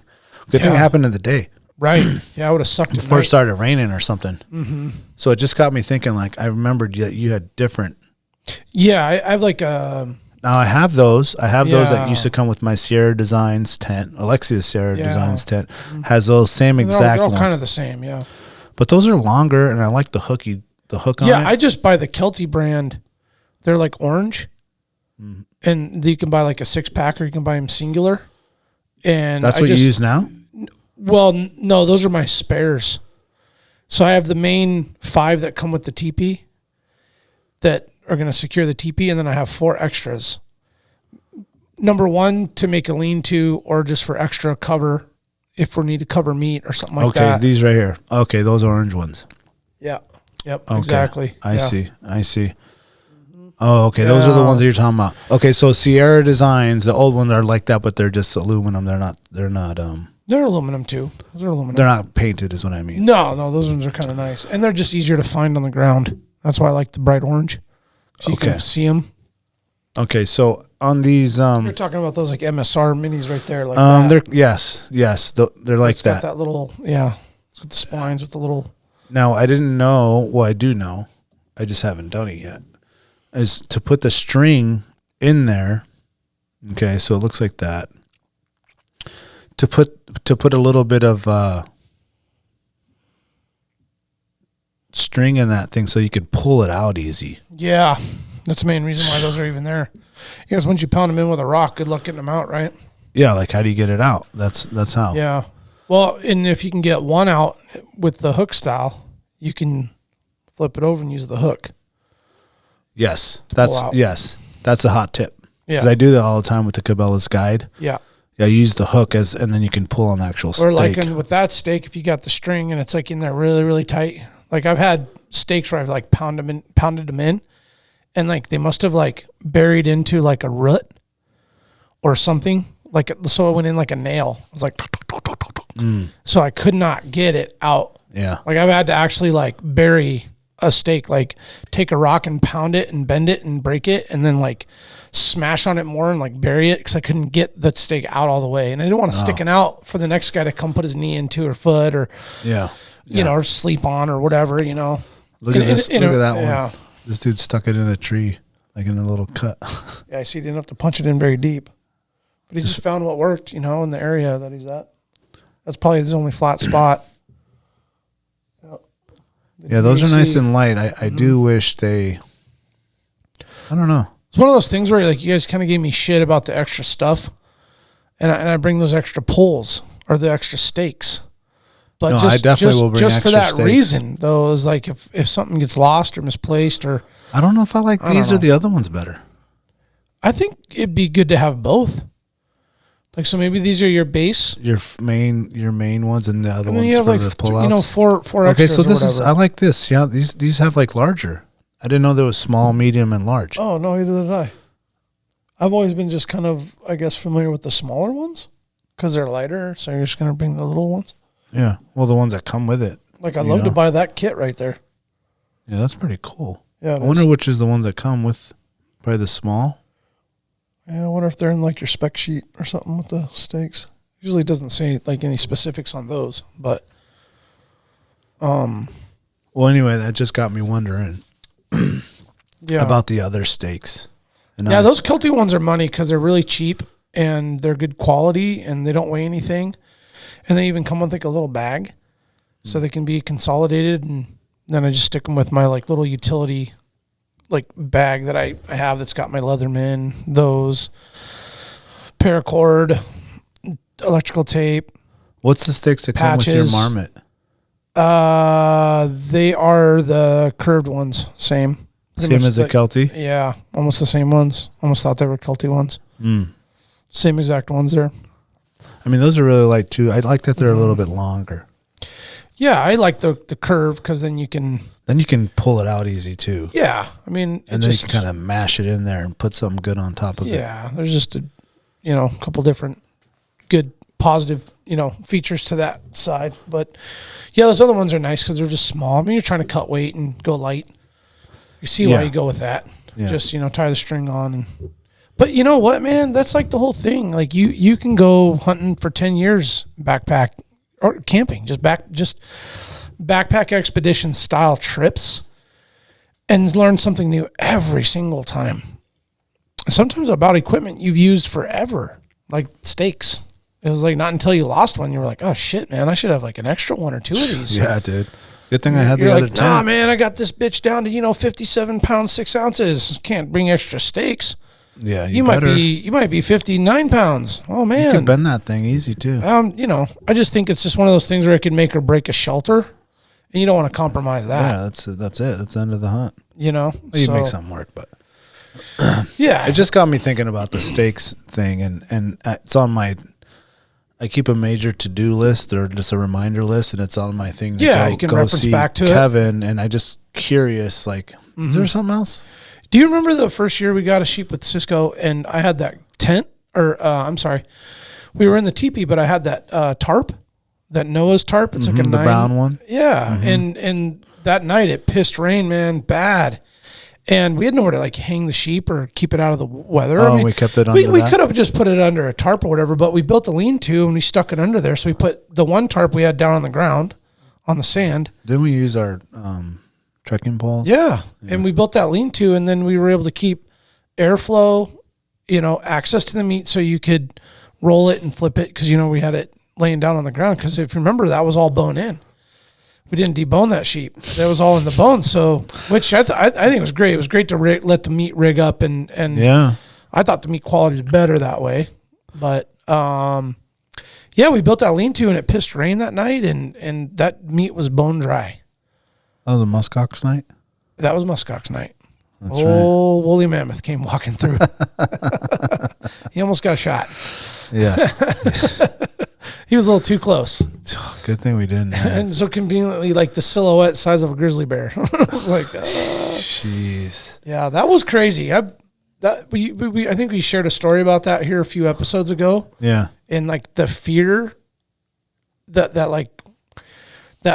moment there where it was almost kind of like froze you. Like, yeah. It's one thing to be like bear right there, but it was like 6 feet away. It was like really, right really, there. really, really close. Could damn near touch it, and that was. Well, that's why it was sketchy. raining and we couldn't hear him, and it was kind of mossy there. He hadn't hit the rock. Yeah, so he was just quietly. And he literally didn't through. give a fuck. He was like right next to the tent or the teepee. He just walked by. Yeah. Made a few grunts. He just stared us down with those devil red eyes at night. With the fireballs. Yeah. But yeah, you had asked about the ATV must-haves, man. So tire repair kit and air pump. We were checking that box earlier in the conversation. That's a must. And this isn't like some high-tech expensive shit, people. All right? The pump is like $25. You can get it literally at Walmart or Fred Meyer's. Or Shucks or AutoZone Napa, wherever, man. You can just get them anywhere. A slime bottle would be good. And that's really emergency where you can actually like stick it in the valve stem and then squeeze the green slime juice into the tire and it'll go in the tire and then it expands and then seals it from the inside. But that's kind of that you don't want to do that unless you have like no other way of sealing a tire or the blowout is so catastrophic that you need that material in there because once you do that, in order to fix it or whatever, you got to break the rim off the bead, seal, and then like carve that shit out of there. My brother said that's the worst. You might as well just get a whole new tire. Yeah, I mean, and usually if it was damaged that bad, you need a new tire anyway, right? So a slime kit, slime tire repair kit. Now, does that little slime Is that going to do it? That little bottle? Because I know that you have that Slime has that kit. Yeah, and I got like a bottle like this. Okay, like that. Okay. Yeah, I don't know about the little one. I bring one that can like do a car tire. Okay. So my toolkit for my ATV adventures is also like my roadside toolkit. Like it's just, it's for like pulling a tire off the truck or the trailer on the highway or plugging a tire, or I got crowbars and little sledgehammers. I got a little torch. I've got, 1/2-inch breaker bar and the different size sockets. And like, so I'm ready to do stuff in the field on the truck, vehicle or trailer, or on the trail. So it's like, it's combo, you know what I mean? Maybe I need some stuff for the boat, or maybe I need some stuff for the truck or the trailer or whatever. So you carrying a bearing for the trailer? No, that would be a good one though. I just check them a lot and keep them We had up. We had a grease gun. Jack's dad, one of them was getting warm. Oh. And luckily had the bearing buddy on there and he's able to grease it up. And it just got me thinking like, man, I don't carry grease. Yeah, I mean, you should like just that grease your bearings up before you go. Yeah, at least every couple of trips. I mean, I bring it with me in the truck in case, because it's, not only my towing a trailer, but, Phil's towing a trailer and Eric's towing a trailer. And now we're running down the highway with 3, maybe 4 trailers. It's like there's a lot of room for error there. Yeah. Along with a floor jack and, Eric's got the nice big. He brings the actual big He floor brings jack? a 3-ton jack. Nice. So we have a flat or some shit. He just like rolls that shit out of the trailer. Yeah. Instead of 4-way digging out breaker the bar. stupid Oh yeah, one that no. comes with the car. He even brings now like a battery powered impact gun. So it's just like boo boo boo boo. It's just like straight NASCAR to change a tire for us. We're just not screwing around. I would think that because I bring us kind of off topic, but I bring the Sawzall. Oh, that's good I don't too. even ever talked about this. Like, yeah, we got that. When you go on a hunt and you're doing a big game, you're doing a moose, you're doing a caribou. I'm not taking on a sheep hunt, but when you're somewhere you're ATV in and you're able to ride up to the thing, I bring the Sawzall to sever some of the things, sever the neck ribs. and sever the ribs off and all that stuff in Makes some of it these quick. areas where you got to get it off. But that makes sense to just bring in the truck. Yeah, it's just one box that it's in the truck, and then it goes from the truck to the meat wagon or the truck to the 4-wheeler, and it just gets brought some way. And then when we run in for moose, we'll put the box on the top of the meat wagon next to the water jugs and the fuel jugs, so it's all I got to do is just pop a strap and I can crack it open, and then we can get to. A couple years ago, we were running down the trail and I'm looking at the meat wagon on the left rear tire, and it's like it's doing this, and I'm like, whoa, hey, stop. And we stop, and I'm like, man, that left rear tire looks like it's about to fall off. And Bruce is like, oh, I just took that thing in and got it resealed, and I didn't tighten the lug nuts. Ugh. So Did it warp it out? No, I caught it. I caught it just in time as it was coming loose. We lost a lug nut, so we were running that trailer with just 3 lug nuts instead of 4, which it was fine. Didn't. Dude, one time? That's, but I mean, just, if it's that kind of shit to have the tools that quick and easily accessible. I grabbed breaker bar, the socket. It was all right on top. Pop, pop, pop, pop, and tighten it up, and we were back on the trail in 5 minutes. Yeah. It's worth it, Well, one time? One time, man, in my first car was a 92 Runner. We covered this with Haley, but yeah. and I used to have a buddy, or actually it was his dad who was a mechanic, like a family mechanic, and his son was like, going to take over the business, and he was a great mechanic as well. But I had took the truck to him one time, the 4Runner, and he had to do something where he took the tire off, and he didn't tighten the fucking thing up again. I'm driving down International, okay, going from Arctic towards the airport. I'm almost to the bridge that goes over Minnesota, and my entire back driver's side just falls to the ground. Doosh. And I'm like, Right on the oh brake my drum? goodness. I'm just like, doosh. I'm like swerving almost to the bridge, and I look to the left, and I just see my tire flying. Right past you. Like 50 miles an hour, dude, just flying down the road. I'm like, oh my, I brake, and I'm able to pull over before I get to the bridge. And I'm just watching this tire just going like 50 miles, stop, dude. 50 miles an hour, crosses the bridge. And then I see it start turning. I'm like, oh oh no, no, no, no. And it went right between where there's like the, when you come off the off ramp and you're going to go in, and it hit the grass beam that's in the middle of the road there. The median, and just flew in the sky, dude. Like, I don't know, man, how. Bam. Boom. And then I see it land, boom, bounces, and then a car's like swerving because it goes into the other lane. And just, and the car swerves, and then the tire just like disappears. And I'm just like, so amazed it didn't cause more damage or hurt dude, anybody. I could have killed somebody. Oh, totally. I could have killed myself. You know what I'm saying? For one. Yeah. I call this dude. He's like, oh yeah, well yeah, maybe I didn't tighten it. Yeah, well no shit, you didn't tighten it. Forgot to torque those things down. Yeah, no, I could have almost died. You know. Yeah. And someone else could have almost died. That can be like such a catastrophic, like scenario that it can create. Oh my god, dude. Yeah, and a lot of times too, like what it'll do is the tire will come off, and then your car rolls on it. So like you're driving, tire works its way off, and then the car like goes over it, so then the tire smashes your quarter panel. So it like bends the metal on behind the wheel and in the panel right there. So just, now you've done damage to your car too, if it doesn't come off. And it's crazy how more often times than not that it just disconnects from the lug nuts or the lugs and the studs and it just rolls. Same speed that you were just going. Oh my god! You're like sitting there and it goes rolling by you. Yeah, like dude, it like comes flying good. by. I'm like, obviously I was in a full panic mode, and I see the tire rolling by. I'm like, oh, that's not good. No, I know what happened. You can't do nothing about it. No, just watch it. Just watch it almost kill someone. But yeah, that's tire repair kit. Let's see here. Another really, really, really critical kind of like day, like one deal. Toe strap. Yeah, I bring, I was going to say a 4-way, but that's more like for more automotive use where you get the 4-star 4-way that has a different size. That whole thing? Yeah, I don't bring that on like a 4-wheeler trip, but I do have, like I said, a breaker bar with the different applicable socket sizes specific for like, so I'll check, okay, this 4-wheeler has this millimeter socket for the wheels. Mm-hmm. The meat wagon has this millimeter socket for that. And I just have like the specific sizes that I need. Yeah.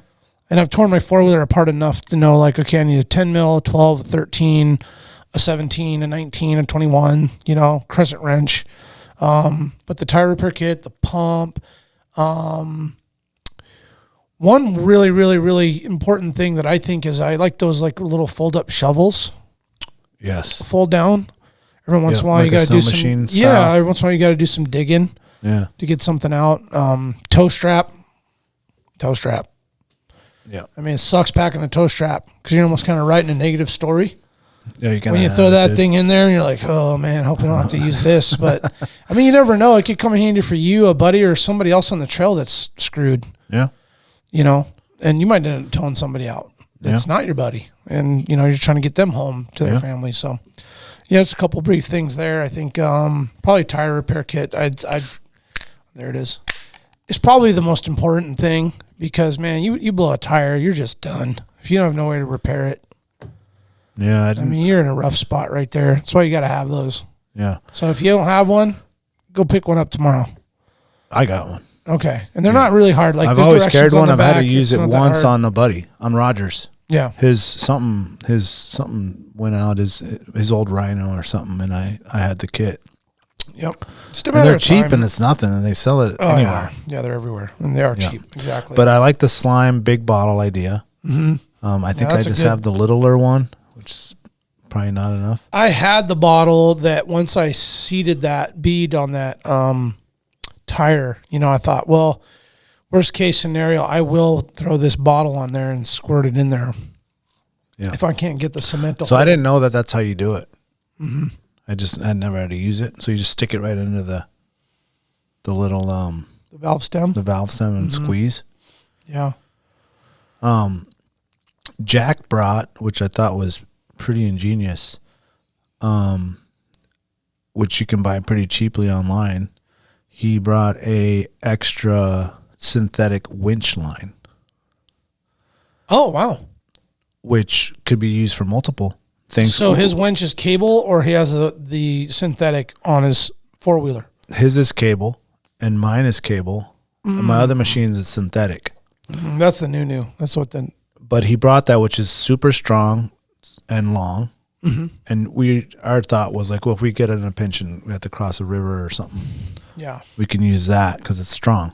Oh yeah, definitely. Yeah, You know pull what I a mean? guy across or whatever. But then I thought about it too, because I've snapped a wire one before. Oh yeah, And it's not like the synthetic; you could just tie a knot in it. yeah, and then 'Cause it's patch done. it up. It's like done after you do that. You know? can tie that in a knot, You can. but it's not recommended. No, But have definitely some not leather if it's gloves. like you're already way out and it's snapped, because it's going to roll up in there like that. Yeah, So I was like, I wonder, I've never had to change one out. yeah. I wonder how easy that is or whatever. It kind of sucks, yeah, because when you unspool it all the way, it feeds through like the cylinder. There's a hole. Oh, and it does. It goes through. And then, Latches in the back. yep, and then you roll it up. Oh, okay. Yeah. So like on the synthetic, it's like a knot on the back, and then you just Okay. roll it up. In fact, on the side, But it's small and it's light and it was No, like a that's a good, really- perfect little rope. That's a good idea. Yeah, that's actually a really good idea. I haven't thought about that. Not to mention, you could even like jerry rig a knot in between to patch another broken synthetic. Yeah. If you're good with knots. You can tie one of those. I forget that knot where you can kind of tie it together. Where it just The kind of. tie a lot knot, as Scotty P says. I don't know a lot of knots, so I just tie a lot. Yeah. I am intrigued with knot. Like I'll go on a I have rabbit a hole. knot book, dude.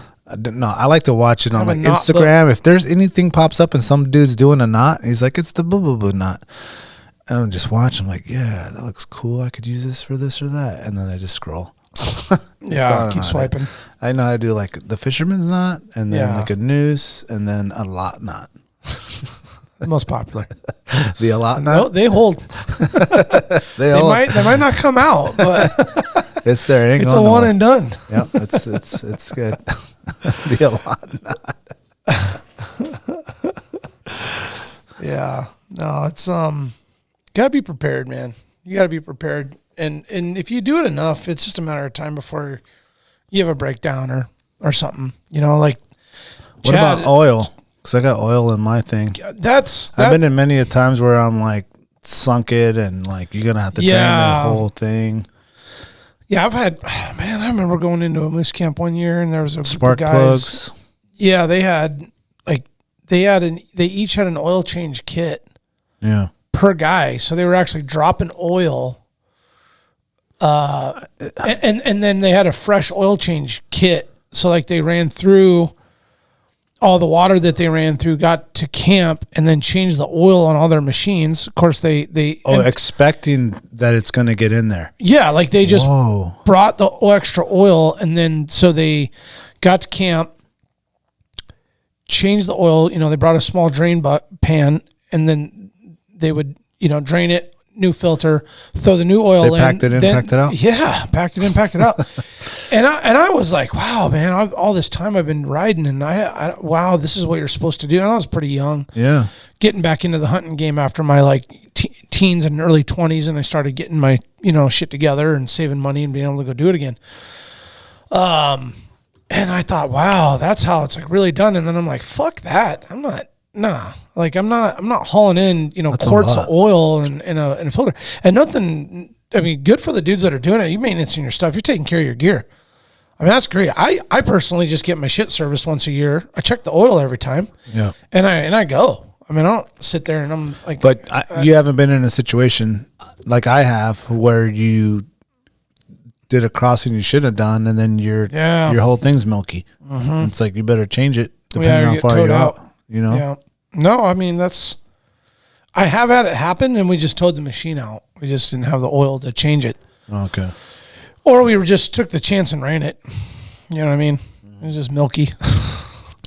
Yeah. Old Suzuki Quad Runner, she's fine. She's been milky before. Oh, yeah. Yeah, old Honda Foreman. A little water and oil ain't no big deal. No, that's a good one, man. If you got the capacity and the ability to bring that, that's a good one.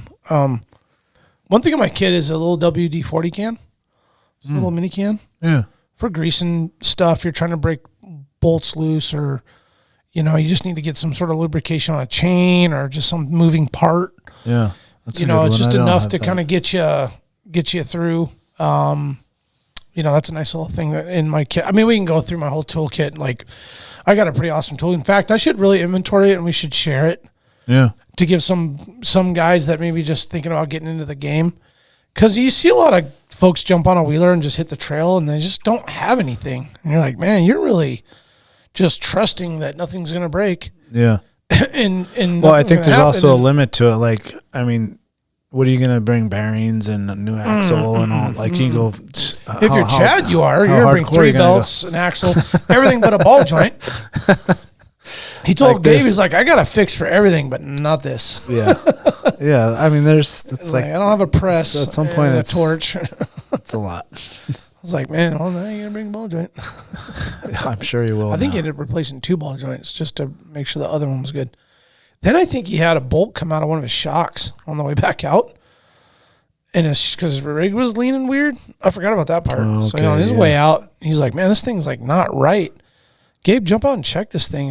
And, his suspension's collapsed on one side. One of the bolts came out of the top of the shock, and it come out. So he ended up pulling a bolt out of his roll cage somewhere and something running that kind of matched. Yeah, and he was able to get it out. And I was like, man, he had some just like all those like crazy adventures you go do, and you don't have a lot of issues, and then you have one that's just like one thing after the other. Yeah.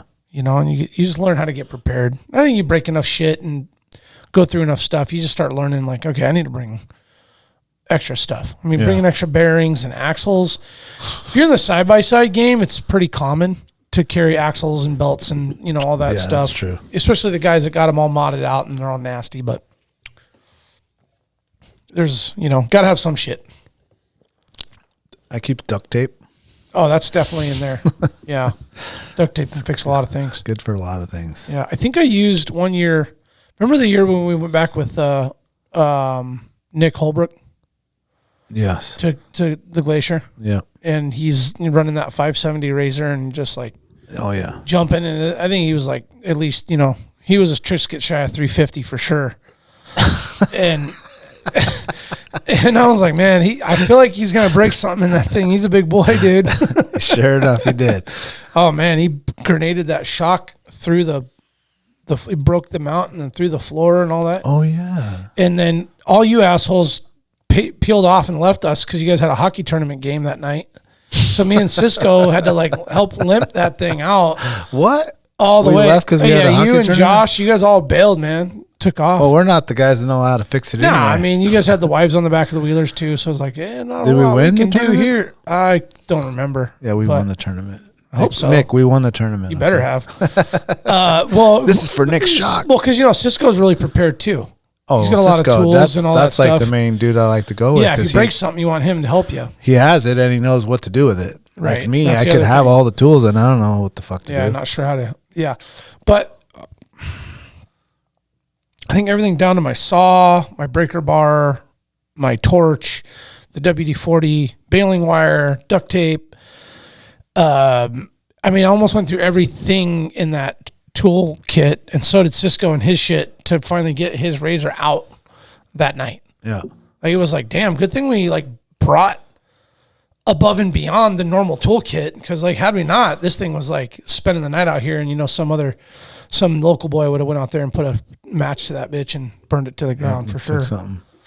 But well, if you're listening and you think of something that maybe is highly important, or you found that we should have in the kit, or someone else should have in the kit, I'd love to hear it. Definitely let us know. I'd love to hear just pause the show right now.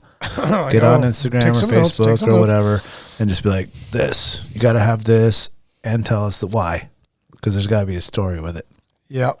We'll be right back. The Treehouse AK, your one-stop dispensary located at 341 Boniface Parkway. Be sure to ask the bud tender about their deal of the day, because honestly, there's always something good on deck. And guys, listen, this is where the culture lives. At the Treehouse, their dedication to servicing consumers has been developed through a lifetime of involvement in the cannabis culture. They're committed to providing the highest quality products at whatever value your budget affords, while always maintaining the deep-rooted principles that have carried them this far. Their focus is on relationships over transactions, and you can always depend on them to treat you with the respect you deserve. Hit them up at thetreehouseak.com, and remember, you must be 21 years of age to enter their store. Tailored Restoration, 24-hour emergency home services, helping Alaskans restore their dreams since 1972. Services include fire, water, mold, post-emergency cleaning, repair, and remodeling. Tailored has an emergency response number with trained professionals available to help you at any time, day or night. Give them a call in Anchorage, Eagle River, Matsu, or Fairbanks. Make an appointment today at tailoredrestorationalaska.com. Since 2008, Serrano's is Anchorage's own new generation of old cocina. Their menu showcases the passion and love of their rich heritage and unique family recipes that have been passed down through the generations. Serrano's goal is to embrace and display trad flavors using the best ingredients that are available. They focus on making everything from scratch daily. In-house menu includes handcrafted corn tortillas, salsas, carne asada, and chorizo. But don't take their word for it. Experience their tradition and sabor for yourself.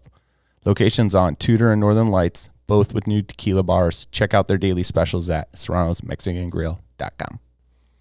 The Connoisseur Lounge, located in the heart of Palmer, Alaska. The Connoisseur Lounge is Palmer's first locally owned and operated cannabis retailer. Their beautiful store is located at 226 Evergreen Avenue.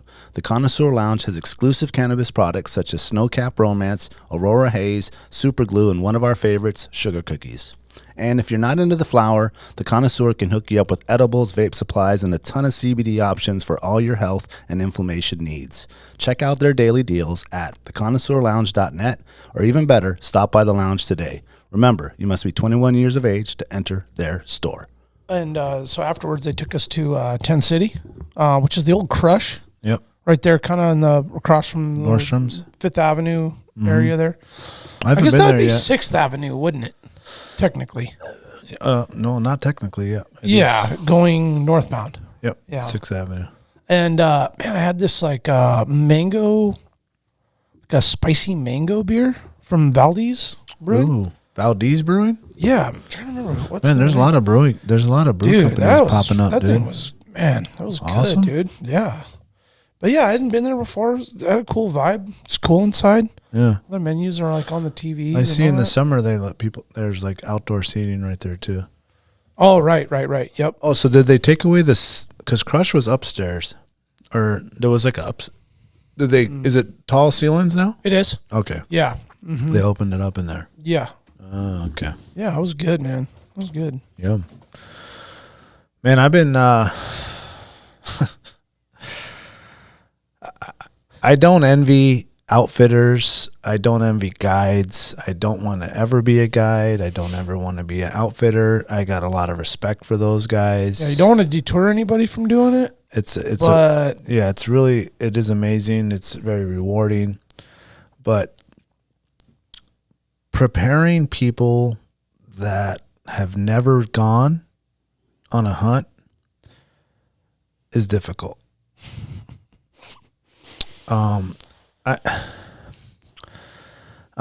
I'm taking my two uncles and my dad to go on this moose hunt.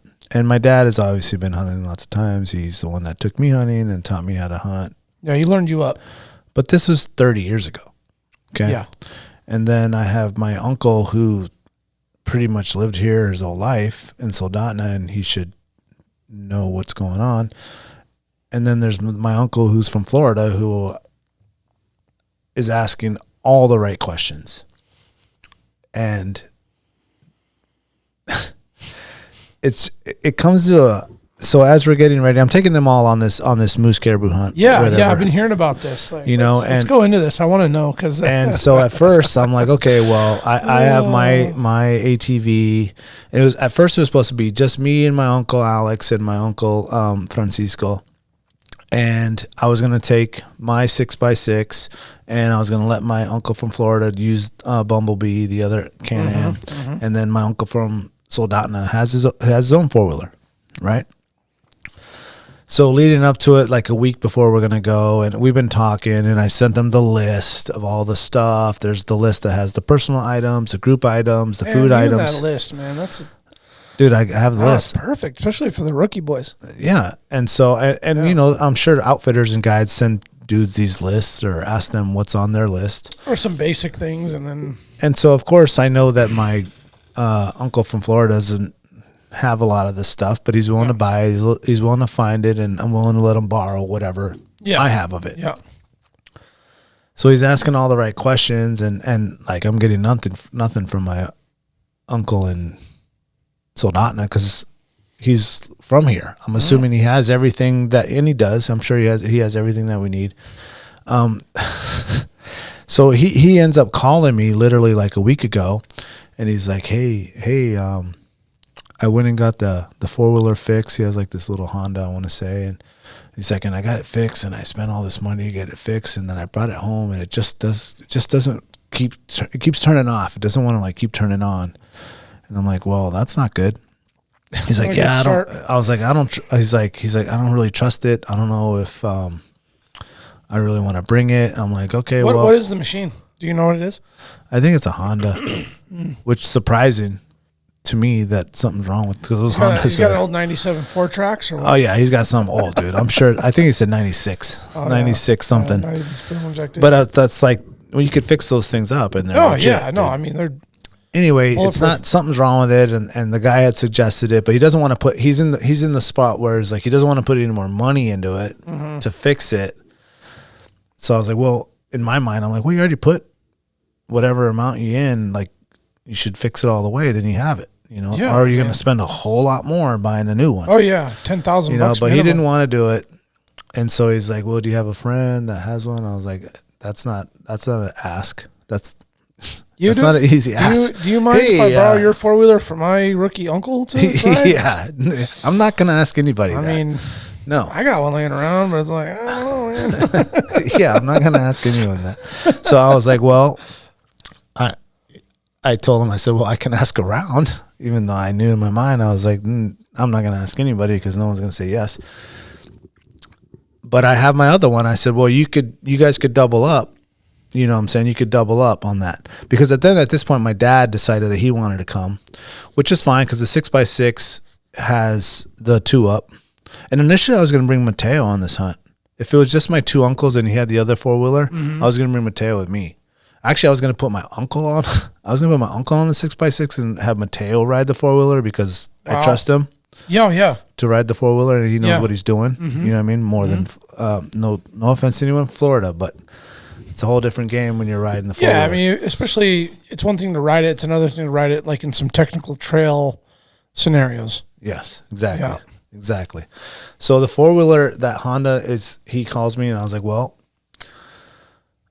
there's not many solutions. I said, the only thing I can think of is you could double up. You can double up with Francisco, with his brother. Yeah. And he's like, okay, all right. So that's fine. So I want to let them do that because my dad's still coming. He's going to ride with me. Yep. And so in my head, I'm like, okay, well, that eliminates a whole nother 4-wheeler that can carry a bag or a box or something. You know what I'm saying? Yep. And this whole time he's been telling me that he has this meat trailer or this meat wagon. And I'm like, oh, perfect. I was like, perfect. We're going to need that. You know what I'm saying? Because our first initial part of the hunt is going to be for caribou. And we're going into anyone that hunts a lot of caribou. You're going into mountainous, tundra area. There's no trees. There's no firewood. Yeah, it's above tree line. You want to bring wood. And I want it to be as comfortable as possible for them and my dad. Like me, I could go no fire and sleep in the teepee and eat mountain houses. Yep. But I want to do it legit, dude. Oh, yeah. I got the 6x6 and I could just carry a bunch of stuff Coleman and a bunch stove, of food, steaks, Coleman beers. stove, steaks, beers, charcoal, you know, everything, dude. All of it. Full experience. The full go. But now I'm like, okay, well, that's less room. So he tells me he has the meat trailer. I was like, okay, cool. You can bring more wood because we're going to need more wood. So now you're going to have two meat trailers because you're going to pull one, he could pull one. Yeah. So I figure I can have my entire camp. The entire camp, because we're all sleeping in one tent. We're all using all my shit. My entire camp in the back of the 6x6. I'll have some extra wood in the back of my meat trailer, extra wood in his, and we'll be good to go. So then my other uncle has been texting me from Florida. He's the one who's like communicating with me. He's like, well, what about this? Do you have this? Do I need this? Do I need walking sticks? What about water? Got water? Do you need water? What about this? And he's like texting me some stuff. And he's like, what about this cooler? And it's like one of those huge white coolers that's like the Costco Igloo cooler? Exactly. That's exactly the cooler. I'm like, where's that going to fit? I don't know. What is that thing, like 180 cans? Yeah, I want to say it's like a one fucking That's like a raft. I bring that on shit. the raft. Yeah, no. Like as a seat. Ginormous. And I'm like, well, no. Well, if the meat trailer would do it, but then we're not going to have room for wood, so where's that going to fit? And he just laughs, and he's like, yeah, I know. I was like, if you have a soft cooler or something smaller, that'd be good, but you don't really need a cooler, because he's like, well, how are we going to keep the meat cold, and where are we going to put it? I was like, oh, if we get one, we're going to hang it up somewhere, and yeah, it's going to be cold enough. It doesn't get refrigerated out there. Yeah, we're not going to put it on ice, Yeah, no. But he doesn't know, so he's asking all the right questions, and I'm, responding in turn. And so then, we've decided they're going to go 2 up on my other machine, which is totally fine. So I'm thinking, like, you guys need to go as light as possible. There's already going to be 2 of you on there, and your 2 bags and your sleeping bags and all this stuff. Like, you guys need to be slim and trim. They don't have to bring all the other stuff. I'm going to carry most of it. But I'm thinking, they have the meat trailer. I was like, well, you could put some wood in there, and then if you have to put, like, another something in that trailer, it's good to go. So my uncle sends me a picture. He's like, hey, do you have the is this I asked him, I said, what size ball is the meat trailer? Make sure I have the right one on the other trailer, because he was going to tow it and I'm going to tow mine. And so he's like, oh, it doesn't have a ball. I'm like, what? I said, can you send me a picture? So he sends me a picture of this thing, and you knew what it was. What is it? A pintle hitch? A pintle hitch? Yeah, it's like a weird, like, doesn't go on like a coupler on a ball. It just goes through like the loop with a pin. Okay. Yeah. So he did that. He sent me that, and I was like, oh, man, I have a ball, on mine. He said, well, we could take the ball off. I was like, yeah, we could have, but this thing has 4,000 miles, and that thing's rusted on there. It ain't coming off. Yeah. Like, this ball's permanent. You know what I mean? Yeah. It ain't coming off. No, we're not making adjustments. We're not making an adjustment to this thing. And then after he sent me that, I was like, well, it got me thinking, like, well, what kind of trailer uses that? So I said, can you send me a picture of the whole trailer? I'm so happy. Folks, I'm laughing because I saw a picture of the trailer before the show. And I was like, oh, man, Uncle. What? There's Poppy, and what's Uncle? Dio. Teal, Alex. It's a deal. I just sent like a laughing. It's not a lawnmower. Like deal. a laughing. I said, man, that's like for like yard work and like farming. Yeah. I said, look at this. So then a lawn. Yeah. Like a nice manicured lawn. Yeah. Like if you're trying to like just scoop like, I don't know, artificial leaves or something. I don't know, something light and tight. And it's only like fertilizer, a foot like deep. And it's like a sled. It looks like like my kids. Well, the tires just alone. My jet sled is like be more capable than that. Yeah, probably. The one you take on when you go ice fishing. And then it has these little tires on there that are like, look like a tire that goes on like a chariot, like the tire that goes on the back of when you carry your kids on the bike in the back. It has like 2 tires like that. I was like, that's not going to make it. I said, that breaks down. That's going to get left out there. That's not making it. And so I texted him a picture. I was like, you need something like this. And I sent him a picture of mine, which is nothing fancy. It's the Rubbermaid.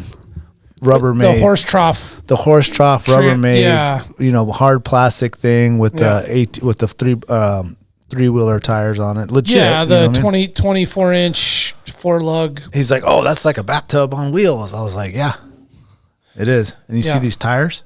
He just starts laughing. He's like, okay. So now it's just like, okay, so I got one more less thing that can carry things. Now we don't have a wheeler or an extra meat wagon. Yeah, but still the same amount of dudes and the same amount of everything going on. So I'm like, man. So I kind of switched up the location where we're going because the trail is going to be a lot shorter. Yeah. Not as difficult. And I figure, and I just told these guys, I said, just bring everything you want to bring. And if I have to, we'll take you guys all the way in. We'll set up camp, and then I'll go back out and bring the other stuff. Yeah. If that's the case. If that's what you got to do. So that's the plan. I mean, these guys are excited. I'm excited. I've never been on like I haven't hunted with my dad since, for like 30 years. And then I've never gone with my uncle. And these guys have never been, and I don't think my dad has even been, I don't think he's been over there to the area where we're going. Definitely my two other uncles have never been. And it's one of those cases where like my one uncle, Alex, who lives in Soldana, who's lived here his whole life pretty much. You haven't been to this area. You lived here forever and you just can't see it all. Yeah. So I'm so excited for them to see this area, this spot, a place where I've been successful several times. Hopefully, it's a little better than the sheep, and they're there. But my uncle went through all the things, and what's really cool is that since he has a brother that lives here, he can get all the permits. He because he doesn't have to have a guide. You can get the bear, you can get the moose, you can get all that stuff. But it's so expensive, dude. It's like $700 for that moose tag. We were just talking about a non-resident Then the bear tag is like another like $700, and I was like, dang. He's like, what about ptarmigan? I was like, well, how much does it cost? Yeah. I was like, I have no idea. I've never looked into that, or had to. You never had to. So I'm curious. He's gonna come to town and go to the fishing game and get all that lined up in the morning. Actually, no, he should have already did that, but yeah. But anyway, yeah, you've got like, it's one thing to prep some rookies or greenhorns, but now you're the less equipment to haul it in just further complicates the preparation. Yeah, and space. And thankfully, you got the new 6x6. You got that fully locked. Yeah, true 2-up. Bring Poppy on that. The brothers are going to be rolling the Bumblebee. Bumblebee, yeah. And we talked about, you got that 2-up seat thing on that. You're going to remove that? No. For my dad? No, not that. That stays on there. I'm talking about the Bumblebee. Yeah. Yeah, because they're going to have room for then you're going to need room for their bags. Yeah. I could see the one uncle driving and the other uncle like on the back, and they're full nuts to butts, and he's just got his arms up on their bags. 100%, dude. You'll see the pictures. I can't wait. Videos. I can't wait. Yeah. No, you did the right move, though, because I know we talked about the other area you wanted to go to, which, I think where you're going now is probably maybe just as good an area. Yeah, I've been really successful good for the combo, for the be able to like looking around for moose in this one area over here and still be up here looking for caribou. And you just saved yourself a lot of grief. And then where you were going to go before, some of the water crossings were probably going to be pretty questionable. Well, that was my dad's. All the rain we've had. Yeah, that was my dad. My dad saying he was ready to bail. He's like, I'm not gonna go if it's gonna be like, because he had talked to a buddy of his who's like a big guide, goat hunter, bear hunter, and he's like, yep, it snowed, waters are crazy, and my dad's like, I'm not trying to. Like, I don't do that no more. Yeah, no, I mean, I was like, I totally understand. And yeah. I was like, I still want you to come, so I'm willing to like switch this up. Yeah, let's just make it a little bit more realistic. Yeah. And I, just as in any hunt, I'm okay not getting anything. Oh yeah, I'm totally fine with it. But in my head, I'm already like, I'd already prepped Alexia. I was like, listen, if this doesn't go down and we don't get one, just be prepared. I'm going out again. Yep. And then again, if needed, in order to make this happen, because we have 0 game left in our freezer. Yeah. We were really good on salmon and halibut, and we're like stocked on seafood. Yep. Like good. But just like the other meat freezer. Yeah. I looked in there today because I pulled out the last like sticks and the last couple dogs to bring on this trip with these guys. I'm like, man, we got to connect with something here. Mm-hmm. Yeah, it'd be really cool to get a moose. Oh. That would help it a lot. Yeah, big time. Just a little spike fork, man. I don't care. Yeah, that'd be money. I don't care. They don't care. It's just going to be awesome. Oh, those are the best eaters anyway. Yeah. Mm-hmm. Yep. So we'll see. We got a good amount of time to get out there and weather doesn't look too bad. Yeah. So we're excited. Yeah, good for you. Yeah, I'm we were just talking about it before the show too. Every year, man, it just like gets this weird crunch time. Like there's, again, dates have been set. Yeah, you know it's coming. Yeah. I mean, I knew it was coming. You get through the summer, you enjoy that time with your family, your kids, all the fishing, all the outdoor activities, all the things. And, we got, we found out one of the meat wagons had an issue that needed to be fixed. Got that in. That part's repaired. Now we got to get it picked up, but that wagon's completely torn apart and has to be built. We're trying to ink the deal on another Argo that just kind of like fell in our lap. So we're trying to get that closed in and have a third Argo, which is like really, really, really expands the whole ease of the process to some degree, because it's another piece of equipment we got to haul out, but like it gives us another piece of equipment to put gear in and spread the load out. Yeah. So that'd be great. If you do get the third Argo, mm-hmm. Would you be riding by yourself? Because there's only sometimes, 5 of you, right? Yeah, there would be. Yeah, because your brother's not going, right? No, I'd probably have Bruce with me. Phil would probably run solo, or he might switch back and forth. And then Eric's son Mason, he's 14 this year. He'd come, and he's like, "If we don't get the other Argo, I'm not coming." Oh, and I was kind of bummed for him for that. It's contingent on him. Yeah, because he's got a permit, and so I'm like, "Oh man." I want him to come, he's the next generation, you got to get him learned up. And, last year it was hockey and this year it's academics, he's in all advanced classes. He's a really sharp kid, stays on top of his school, just a great little young man. But he's, you've seen Eric, he's a hoss. He's a thick, yep. And Mason's coming right up there. So he squeezed all 3 of them Cormans in one. Oh, they don't fit. Argo, no, they test fitted this weekend. They were like, "Yeah, no, Brandon, you're gonna have to get that other Argo, man." Yeah. So Mason's like, "Well, look, I got to get a week and a half behind on school advanced classes to make this hunt happen. I at least want to be comfortable." And I was like, "I don't blame you, buddy." Yeah. It's like, I don't blame you one bit. So he's like, if you guys don't get it, I'm not gonna go. So I'm like, man. He made that decision himself. Yeah. Yeah, and I feel for him because I don't want him to. Well, what way to have your priorities set, man? Yeah, no, I mean it was such a good boy, but we're not getting the third Argo to bring Mason. I mean we're getting the third Argo for many different reasons, but to spread the load out so everybody can be comfortable, and so that's hanging in the balance. The meat wagon's in the balance. Is there a third meat wagon if you did? No, we're going to run that Argo without a trailer. Oh, that'd be nice. Yeah, which would be cool. But we had tracks set up for the other wagon, and we didn't end up getting all the parts together again with all the goddamn time leading up to the hunt. And then we get down to the last month, and then it's like, oh, now we need this. And now this is broken, and we got that fixed. Oh, shit, now we need that spacer. And it's like, we don't have time to get it together. And it's like, God damn, man, we had all this fucking time to get all this shit done. All summer. And now it's down to the last week. And then, of course, we're in the teeth of school and the kids and all their curriculars afterwards. And so it's like, and we were talking about Labor Day weekend, excuse me.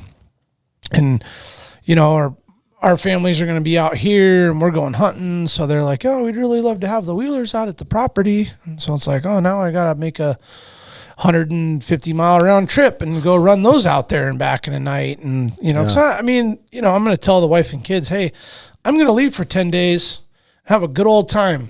See ya. It's like, okay, what about us?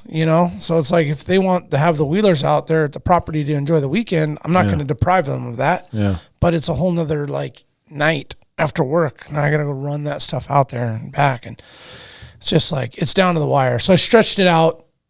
But you could have had those dropped off over the weekend, probably. Yeah. I could have went and done it, but we went to the fair. We did the full family fair experience. I think I got away without going to the fair. Yeah. Got that in on Saturday. Then it was like, it had been piss and rain for like 2-3 weeks in a row. Well, Sunday was nice. So I cut the grass. It had been cut for 2 weeks. So I spent hours doing that. And then I did moose prep. So I got a bunch of gear ready, which I was productive, but I still have all these things to do. And so between work this week and recording tonight, and then tomorrow I got to run, it's like 5 days of heavy preparation and busy work life and kids and family. I mean, I got time. You ain't got time. You ain't got time, man. It's running down the wire. And it's like, fuck, man, can I ever go on with something without getting stressed out? You can't, dude. I'm so just like, I'm losing sleep, man.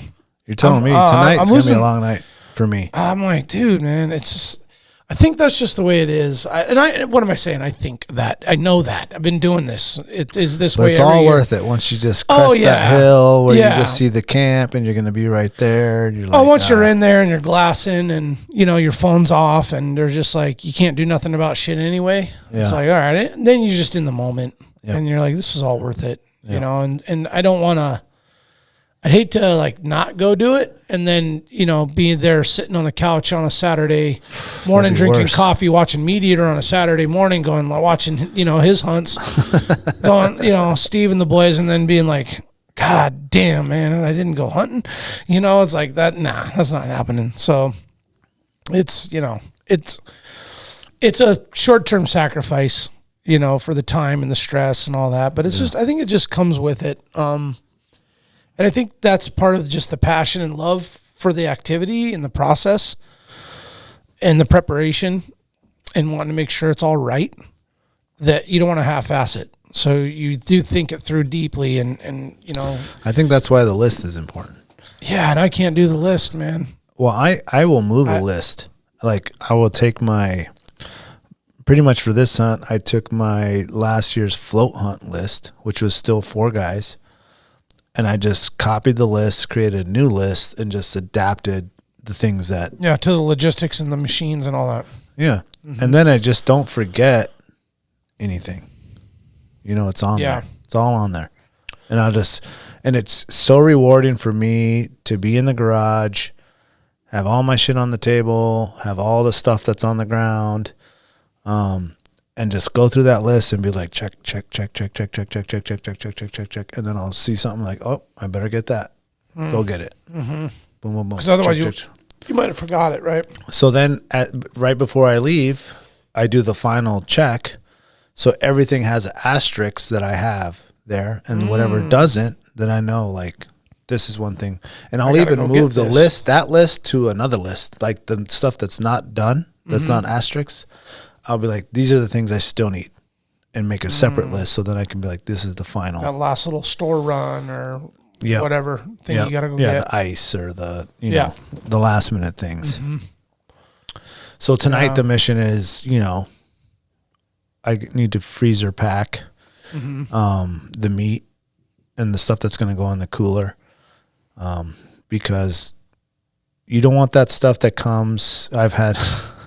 We've had Yeti soup before where, full bounce around and everything gets done. You have to take that stuff out of that packaging that it comes in, whether it's a pack of steaks or pork chops or ribs or all that stuff, and vacuum seal those separately for the night that you're going to have the dinner and have it in there. So if that gets to bouncing around or if something happens, you're not like contaminating the rest of the cooler. Mm-hmm. You know what I'm saying? Yeah, ruining the other food. Everything's solid, and then it's going to freeze tonight, so it's going to stay good the entire time. Mm-hmm. If temperatures, rise, which I doubt they will.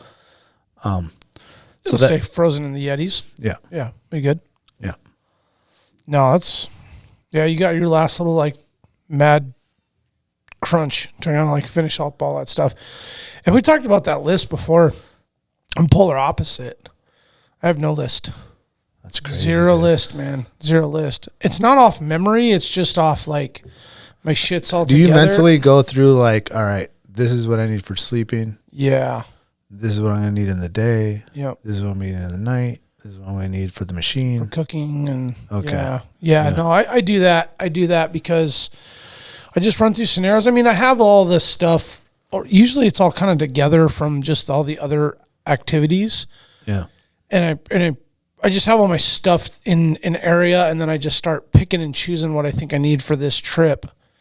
So now I gather all that gear up, pile it all up on a table, multiple tables, and then containers and totes and water jugs and coolers and stuff go under the table. So I'm like, okay, that, I need that tote, that cooler, that bag, that this, and that sits it there empty. And now I've got all the tools or the equipment out on the table. And now it like goes in its individual bag, like cook bag here, sleeping equipment goes here, clothes are going to go here, rain gear and stuff's going to go here. So these like basic things start going where like, I know I need this, and this. I start prepping my gear, like clothes, head to toe, right? Boom, I need all this stuff. I need these boots. And then I need the tent. And then after the tent, I need the air pad and I need the sleeping bag. And, and then all that major, like basic, which is like 60, 70% of the shit is now like, all right, all consolidated in a bag and a tote and a thing. Okay, cool. Now let's start thinking about hunting. Let's start thinking about, firearm. I need this for my firearm. I need knives for cleaning. I need game bags. I need, bone saw. And then all the, then I go through that scenario part. So it's like camping, cooking, hunting gear. Yeah, then it goes to like boat, and then it goes to Argo. Then it's like, okay, then I'm going to check the stuff I need for this, and then I need the stuff I need for that. And then if it's all just visually out there, then though, I'll admit, once I get down to like, oh man, I need like some more propane. I need some ice. I need some D batteries. That's when I start like a short list. Yeah.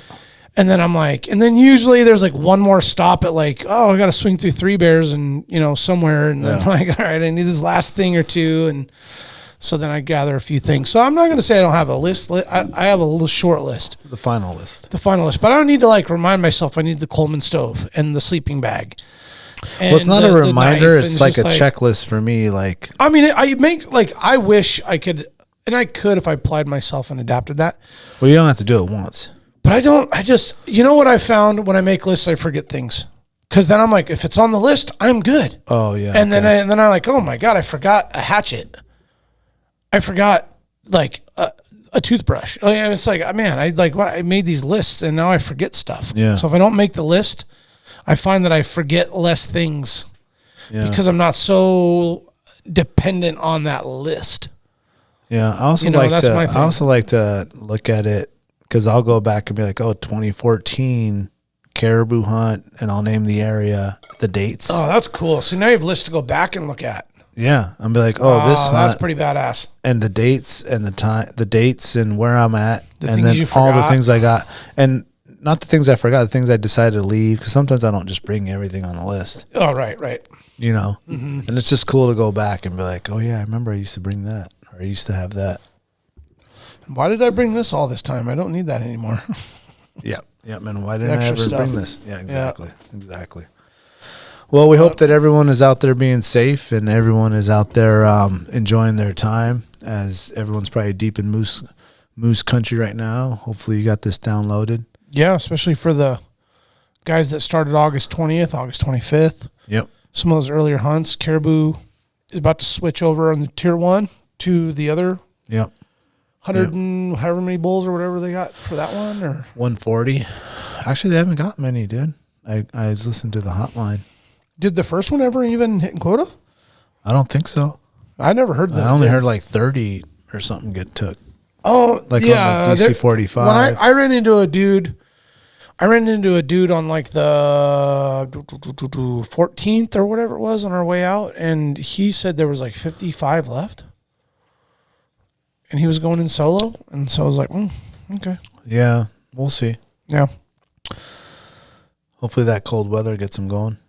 We had a really cold morning, yesterday? Yeah. And that clear night, and there was a little, like, I want to say frost, but it was like that bite. I was like, okay. All right. That's what we need there. Get things fired up, get the critters crawling around. So, everybody out there, man, just be safe, get home safe, be prepared. Most of all, have a good time, have a good experience. And you kill something, great. If you don't, it's okay. You got next year. That's right. You got Costco. That's right. It's expensive though. It is, dude. Yeah. Go get a critter. Yeah. Thank you, Alaska. We appreciate you. Stay wild. You'll remember my speaking to you of what I call your overcautiousness.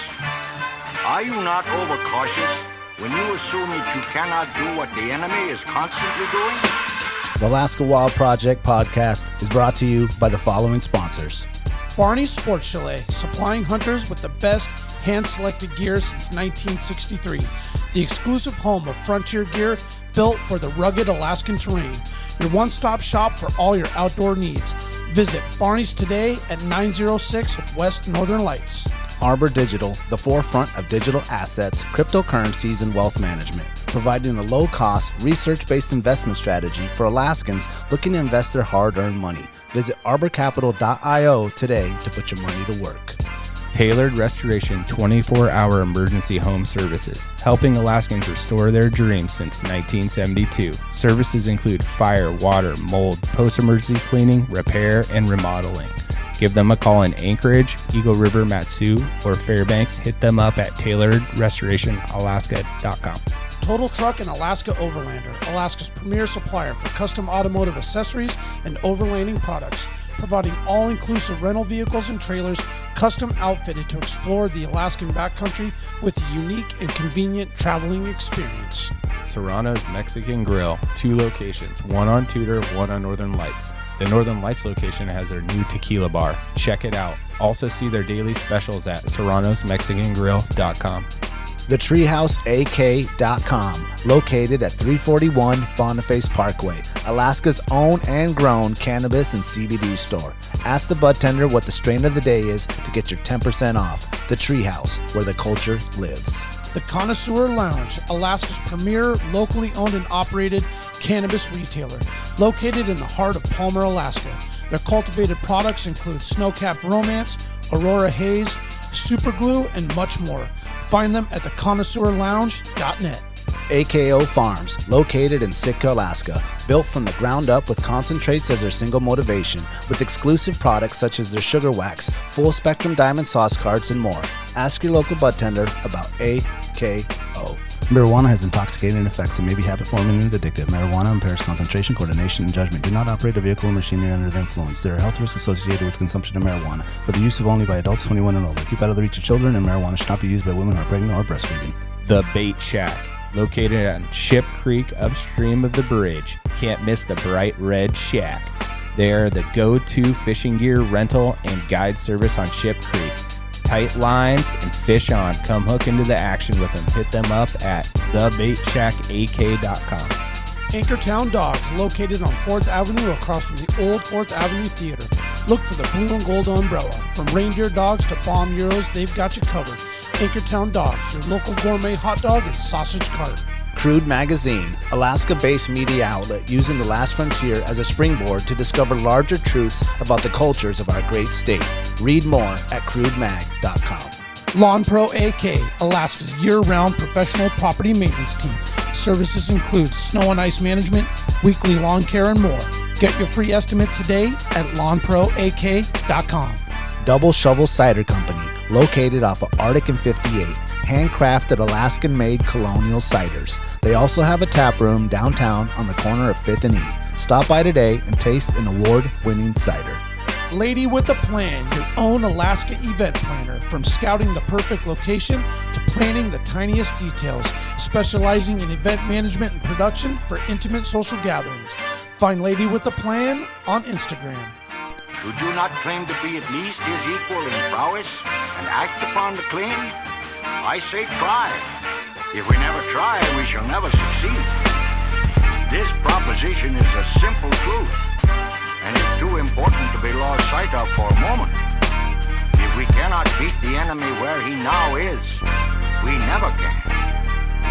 It is all easy if our troops march as well as the enemy, and it is unmanly to say they cannot do it.